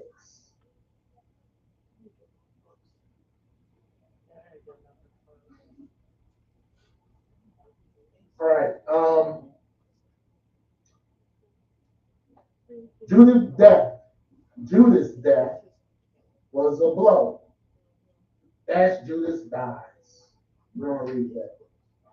His younger brother, Jonathan, was selected to take over his place. And temporarily, the Greeks were in control. Temporarily. Bacchus fortified Jerusalem. Bacchus had other Judean cities fortified. All right, let's read that real quick.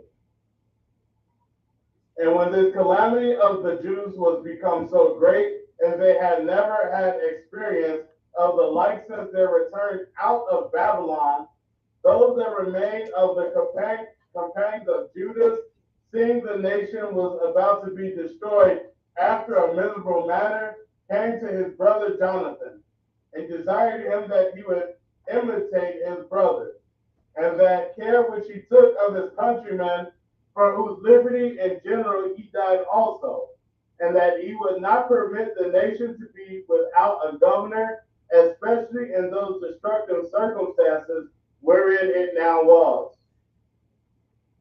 6.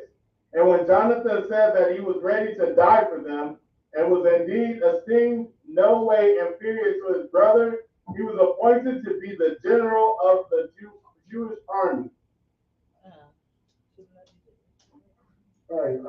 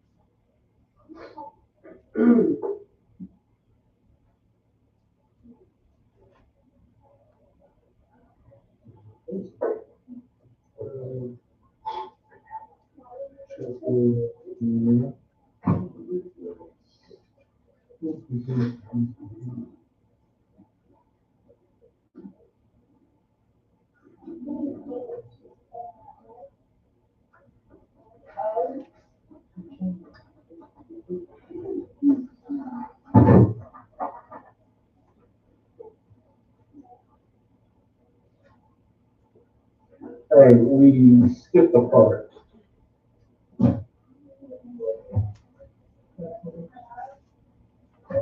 The death of Judas.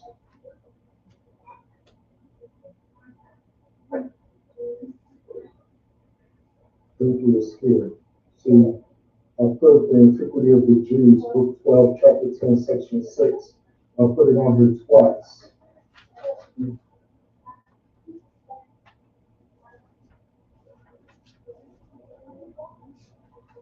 And then book 13, section 1, chapter 1, section 1, verse 5 and 6 here. So, with that being said, let's go to First Maccabees chapter 9, and we're going to read verses 29 to 33.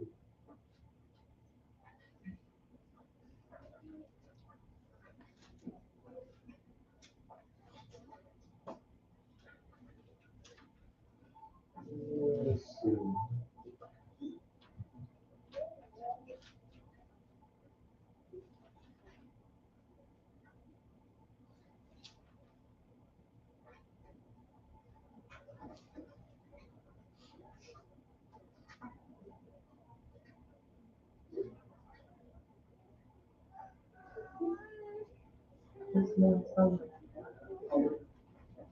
All right, let's hold that and let's go to Antiquity of the Jews, chapter 11, book 12, chapter 11, section 1, and we're reading verses 420 to 424.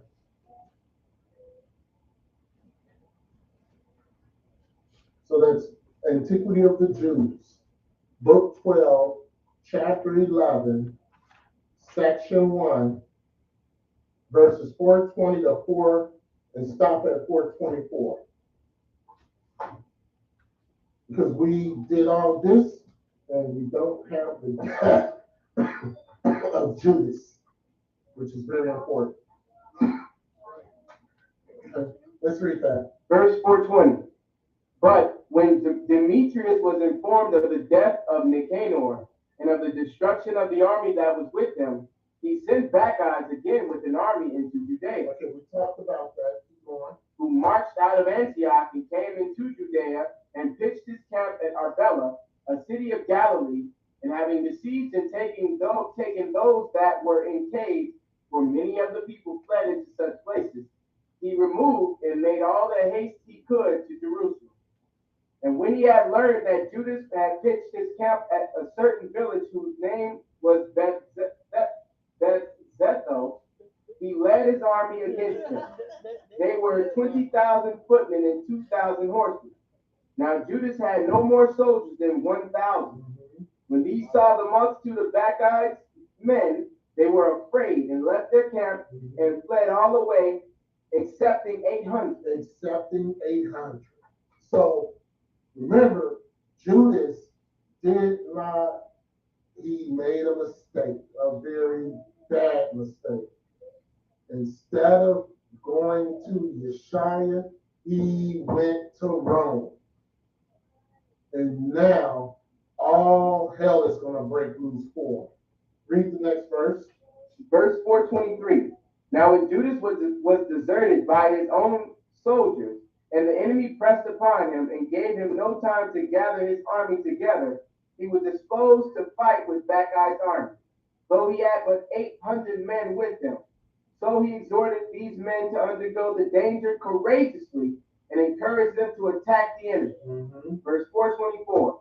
And when they said they were not a body sufficient to fight so great an army, and advised that they should retire now and save themselves, and that when he had gathered his own men together, then he'd fall upon the enemy afterwards, his answer was this: let not the sun ever see such a thing, that I should show my back to the enemy. See, you made a mistake, Judas.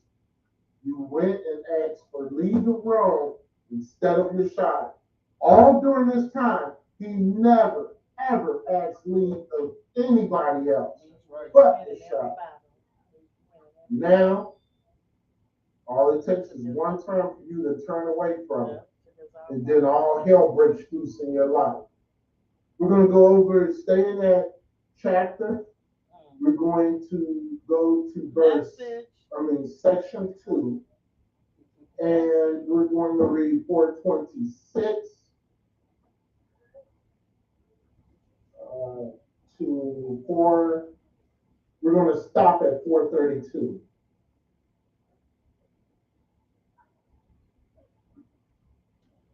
All right, this is the death of Judas.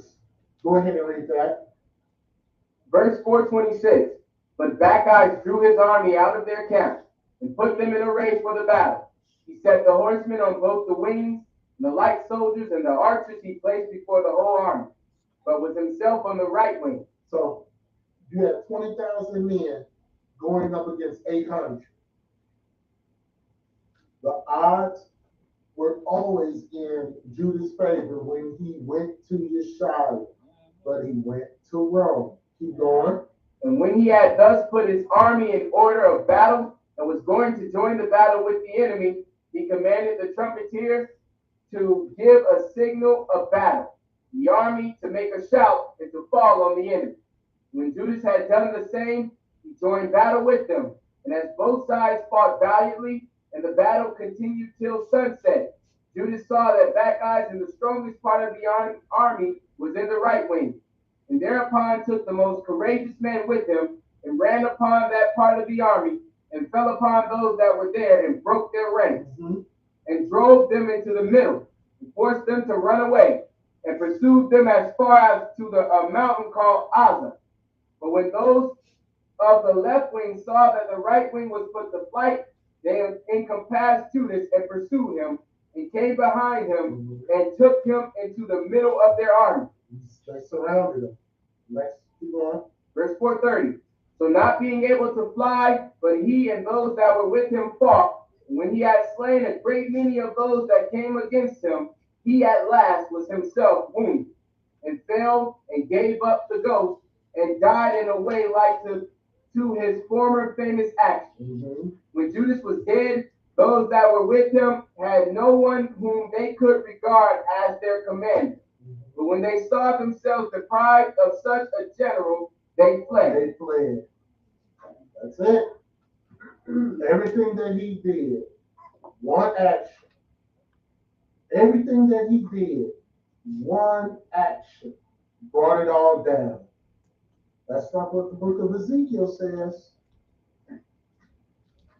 Everything that you do, all the praise that you do, everything that you do in the Lord, one thing happened and it all is wiped away. Look at everything Judas Maccabee did. It's a shame. But Ezekiel tells us that you can do all the works of the Lord, and you do one thing, and all of your works is gone. Yep. Let's go first Maccabees 9:29 to 33. All right, let's see what the book of Maccabees says about Judas' death. Let's read that. First Maccabees chapter 9, verse 29. Since thy brother Judas died, we have no man like him to go forth against our enemy, and Bacchus, and against them of our nation that are adversaries to us. Now therefore we have chosen thee this day to be our friend, and captain in his stead, that thou mayest fight our battle. Upon this Jonathan took the government upon him at that time, and rose up instead of his brother Judas. But when Bacchus got knowledge thereof, he sought for to slay him. Then Jonathan and Simon his brother, and all that were with him, perceiving that, fled into the wilderness of Seacoast, and pitched their tents by the water of a pool Aspar. All right, we're going to go over the first Maccabees 10. So for the next 5 years,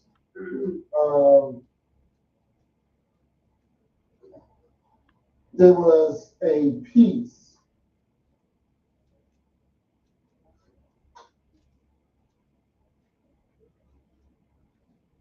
there was a peace. But something happened. First Maccabees chapter 10, verses 1 through 10 and then 14. First Maccabees, chapter 10, verse 1. In the 160th year, Alexander, the son of Antiochus, surnamed Epiphanes, went up and took Ptolemais. For the people had received him by means whereof he reigned there. Now when King Demetrius heard thereof, he gathered together an exceeding great host and went forth against them to fight. Moreover, Demetrius sent letters unto Jonathan with loving words, so as he magnified him. For said he, let us first make peace with them before he join with Alexander against us. Else he will remember all the evils that we have done against him and against his brethren and his people. Wherefore he gave them authority to gather together an host and to provide weapons that he might aid him in battle, and commanded also that the hostages that were in the towers should be delivered him. Verse 7. Then came Jonathan to Jerusalem and read the letters in the audience of all the people and of them that were in the tower, who were sore afraid, when they heard that the king had given him authority to gather together a host. Whereupon they of the tower delivered their hostages unto Jonathan, and he delivered them unto their parents. This done, Jonathan settled himself in Jerusalem and began to build and repair the city. All right. Something's going to happen with Jonathan later. We're going to skip down to verse 10 and read verse 10. Verse 14. Yeah, 14. Verse 14. Only at Bethsur, certain of those that had forsaken the law and the commandments remained still, for it was their place of refuge. All right, now there's going to be a split between, now Demetrius is in charge, and remember Antiochus V, he comes back into play now. Let's go to First Maccabees chapter 11, verses 40 to 42.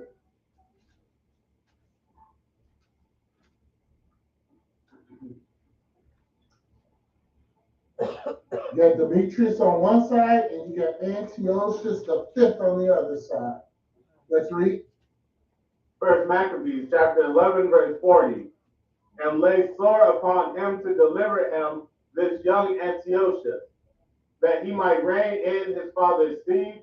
He told him therefore all that Demetrius had done, and how his men of war were at enmity with them, and there he remained a long season.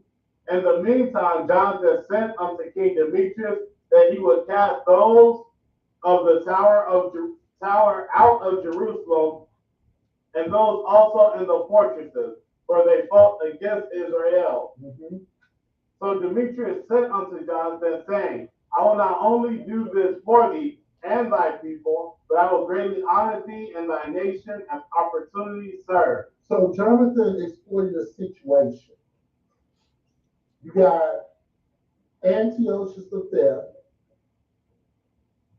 and you got Demetrius. Demetrius offers Jonathan more promises: exempt from taxes, surrender of Acca, give up Jerusalem for his fight and for his army. And they were going to rebuild the city walls. Right? So Jonathan said no.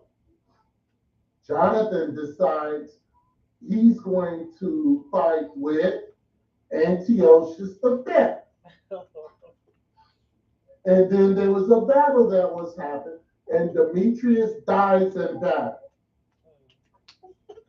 So Antiochus V is now ruler. Demetrius dead. But Demetrius' son comes into play, Demetrius II. Demetrius the second is defeated. Yeah. Demetrius the second is assassinated. No, I'm sorry. Antiochus the fifth is assassinated. Demetrius the second is now on throne, and Demetrius the second is 16 years old. Mm. Jonathan again took advantage because this is a 16-year-old on the throne. That's right. So he took advantage of that, and they had a battle.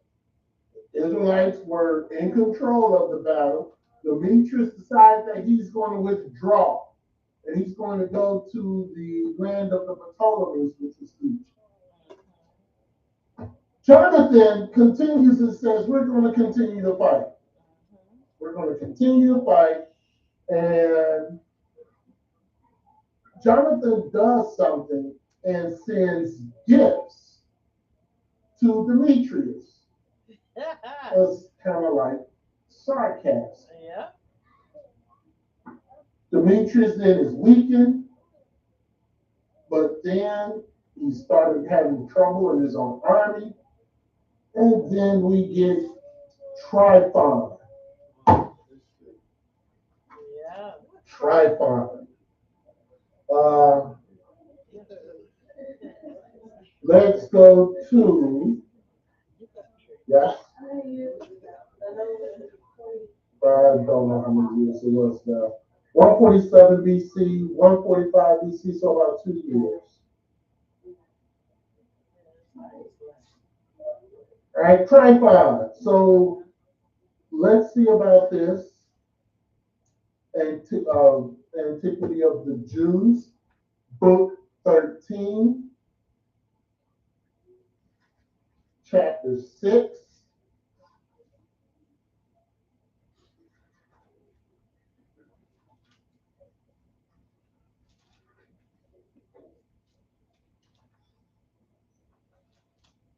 And we're reading section 1 and 2.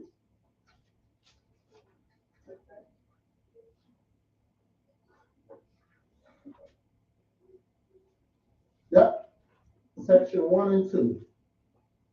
All right, so Jonathan did the same thing that his brother did.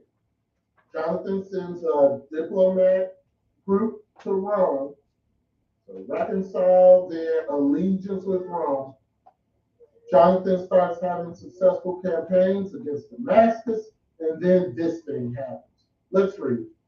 Here we go. Verse 187. Now when Trypho knew what had befallen Demetrius, he was no longer firm to Antiochus, but contrived by subtlety to kill him. So subtlety means strategic.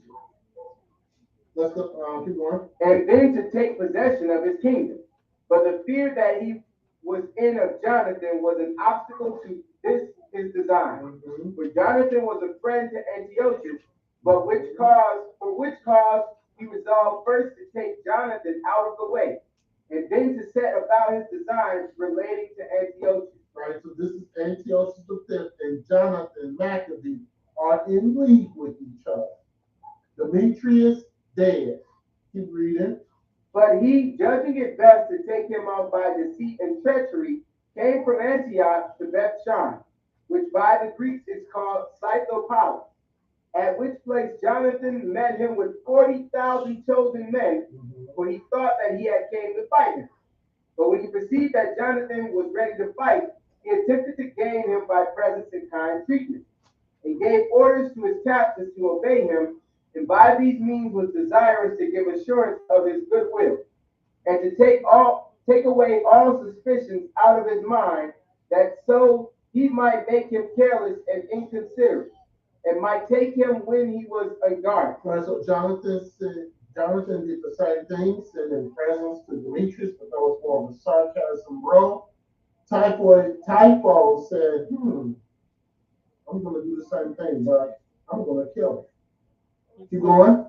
He also advised him to dismiss his army, because there was no occasion for bringing it with him, when there was no war, but all was in peace. However, he desired him to retain a few about him and go with him to Ptolemais, for that he would deliver the city up to him, and and would bring all the fortresses that were in the country under his dominion. And he told him that he came with those very designs. All right, so this is Typho telling Jonathan, you don't need to have an army. We're not going to fight you. Second section. Verse 191. Yet did not Jonathan suspect anything at all by this his management, but believed that Trypho gave this advice out of kindness and with a sincere design. Accordingly, he dismissed his army and retained no more than 3,000 of them with him, and left 2,000 in Galilee, and he himself with 1,000 came with Trypho to Ptolemy. Understand, Trypho was very upset at the fact that Demetrius was killed because Typho was allegiance with Antiochus. That's why Jonathan laid down his guard, because Jonathan made league with Antiochus, which he should have done. Nope. He should have done it. Nope. Keep reading. But when the people of Ptolemy had shut their gates, as it had been commanded by Trypho to do, he took Jonathan alive and slew all that were with him. He also sent soldiers against those 2,000 that were left in Galilee, in order to destroy them. But those men, having heard the report of what had happened to Jonathan, they prevented the execution. And before those that were sent by Trypho came, they covered themselves with their armor and went away out of the country. Now when those that were sent against them saw that they were ready to fight for their lives, they gave them no disturbance, but returned back to Trypho. Return back to Trypho. So after Jonathan arrived, Trypho arrested him. Okay, let's go. We're going to go over to, we're still in chapter 13. I'm sorry, book 13. We're going to read chapter 6, and we're going to read section 5. So we're in book 13. Book 13. Right? Right, so Typho bargained with Jonathan, brother Simon, to release Jonathan, because now Jonathan's arrested. All right, let's read. Section 5. But Trypho removed from Ptolemais with a great army, and came into Judea, and brought Jonathan with him in bonds. Simon also met him with an army at the city of Judas, which is upon a hill, and beneath it lie the plains of Judea. When Trypho knew that Simon was by the Hebrews made their governor, he sent to him, and would have imposed upon him by deceit and treachery, and desired if he would have his brother Jonathan released. And he would send him 100 talents of silver and 2 of Jonathan's sons as hostages, that when he shall be released, he may not make Judea revolt from the king. For that at present he was kept in bonds on account of the money he had borrowed of the king, and now owed it to him. But Simon was aware of the craft of Trypho, and although he knew that if he gave him the money, he should lose it, and that Trypho would not set his brother free, and withal should deliver the sons of Jonathan to the enemy, yet because he was afraid that he should have a calumny raised against him among the multitude as the cause of his brother's death, if he neither gave the money nor sent Jonathan's sons, he gathered his army together and told them what offers Trypho had made, and added this, that the offers were ensnaring and treachery, and yet that it was more eligible to send the money and Jonathan's sons than to be liable to put the imputation of not complying with Trypho's offer, and thereby refusing to save his brother. Accordingly, Simon sent the sons of Jonathan and the money. But when Trypho had received them, he did not keep his promise, nor set Jonathan free, but took his army and went about all the country, and resolved to go afterward to Jerusalem by the way of Idumea, while Simon went over against him with his army, and all along pitched his camp over against his. So it's just mistakes after mistakes after mistakes. Simon compelled, but Trypho did not set Jonathan free. In fact, Trypho killed Jonathan while he was in captivity, and they buried him in Modin. So The only remaining son that was left would be Simon, the only one. And you can read about the antics of Simon on your own time. We're going to close this up. Antiquity of the Jews, book 13, chapter 6, section 6, and we're reading verses 209 to 212.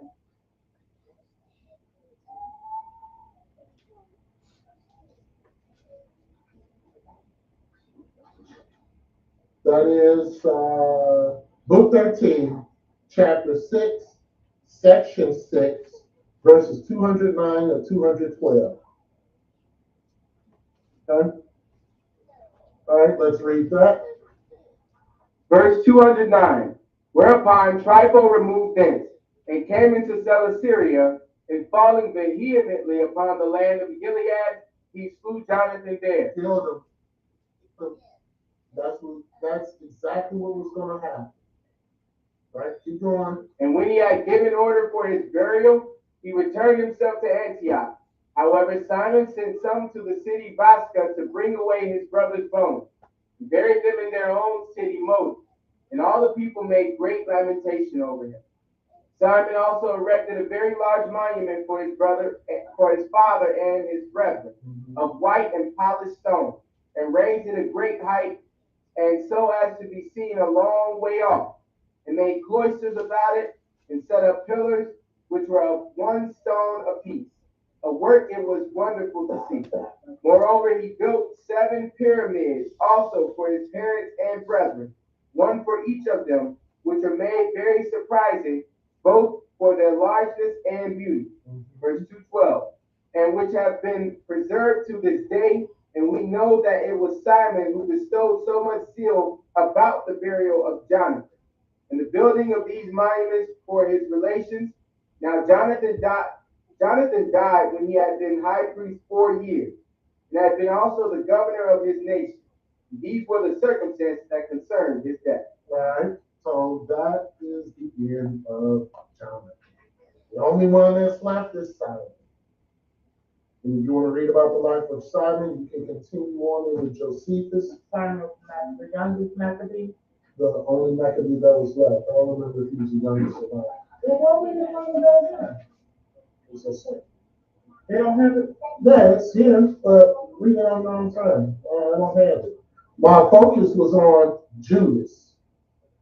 That's what the focus was on. It was on Judas. I ate, but I'm still kind of hungry. Well, read it on your own time, therefore you won't be hungry. All right. So things happen with Simon, and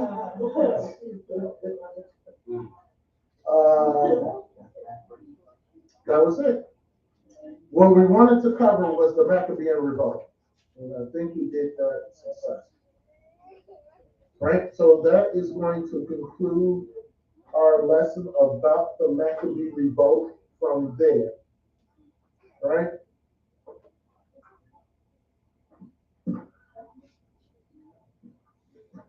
Questions or anything? Questions, concerns, comments?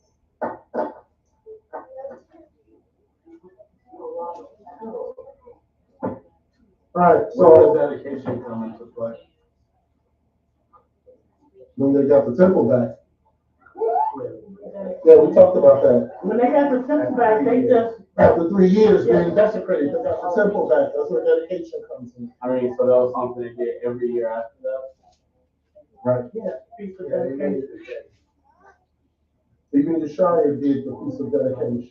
That's right. Yes, he did. All right.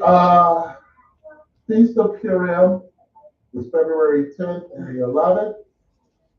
So no more holy days until then. March 10th through the 11th is Passover. We have the spring holiday, March 10th through the 11th, and then unleavened and first fruits. Our doctrine lessons will start not tomorrow. Our doctrine lessons will start next Shabbat. So question is, what's a doctrine? Yes? No. What's a doctrine? I know you're gonna go with the song resurrect. No, what's a doctrine? No. What's a doctrine? What is a doctrine? All right, so what we're going to do is we're going to have an introductory lesson on what is a doctrine. Okay? It's more than just a belief and understanding. Okay? And it's not the gospel. That's not a doctrine. No, it's not a teaching. All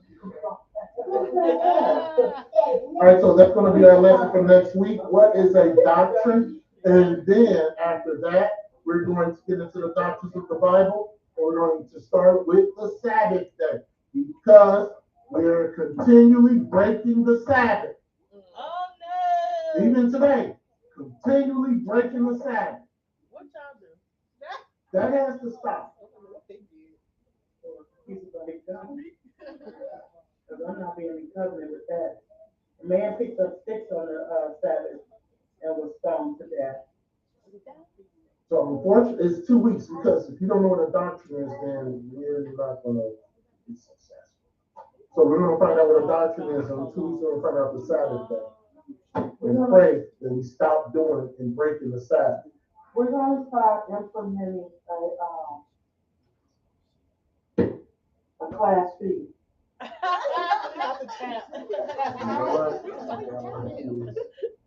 We're going to get a machine where we can take debit cards, credit cards, checks. I bet you keep the Sabbath there.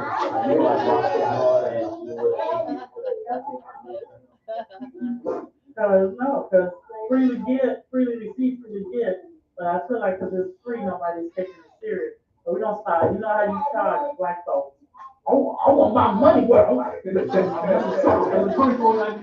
Yeah, that was expensive. But we don't start charging. We just kids, pass off for kids, according to their age.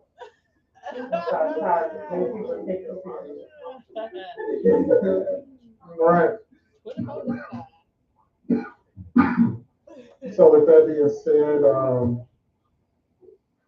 See you on next. we're going to end with Psalms 1. Next Shabbat. Okay. Doctrine, principles, policies. No. So we're going to find out what a doctrine is. Not a worldly doctrine. Right, not a worldly doctrine. And what the Bible says a doctrine is. And we got a lot of scriptures. So with that being said, Psalms 1. We're going to do Psalms 1. We're going to do our song. Sundown starts at 4:36.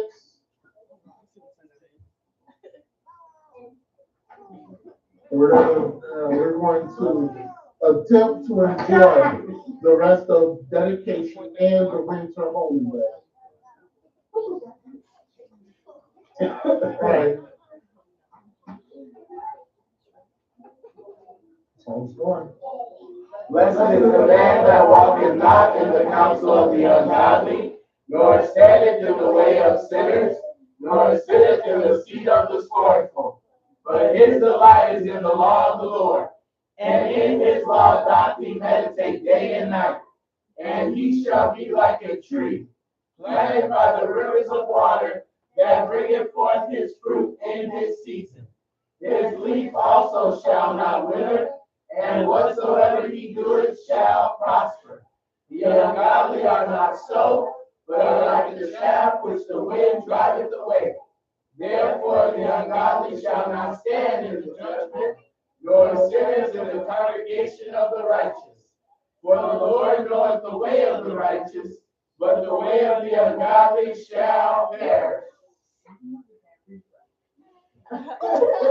You know all the words to that.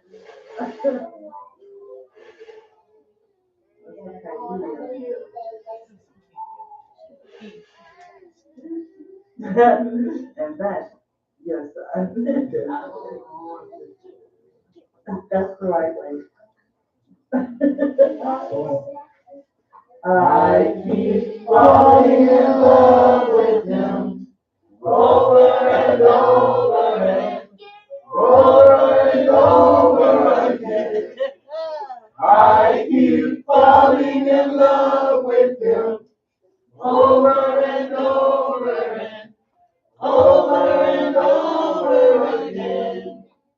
It gets sweeter and sweeter as the days go by. Oh, the love between my Lord and I keep falling in love with him over and over again.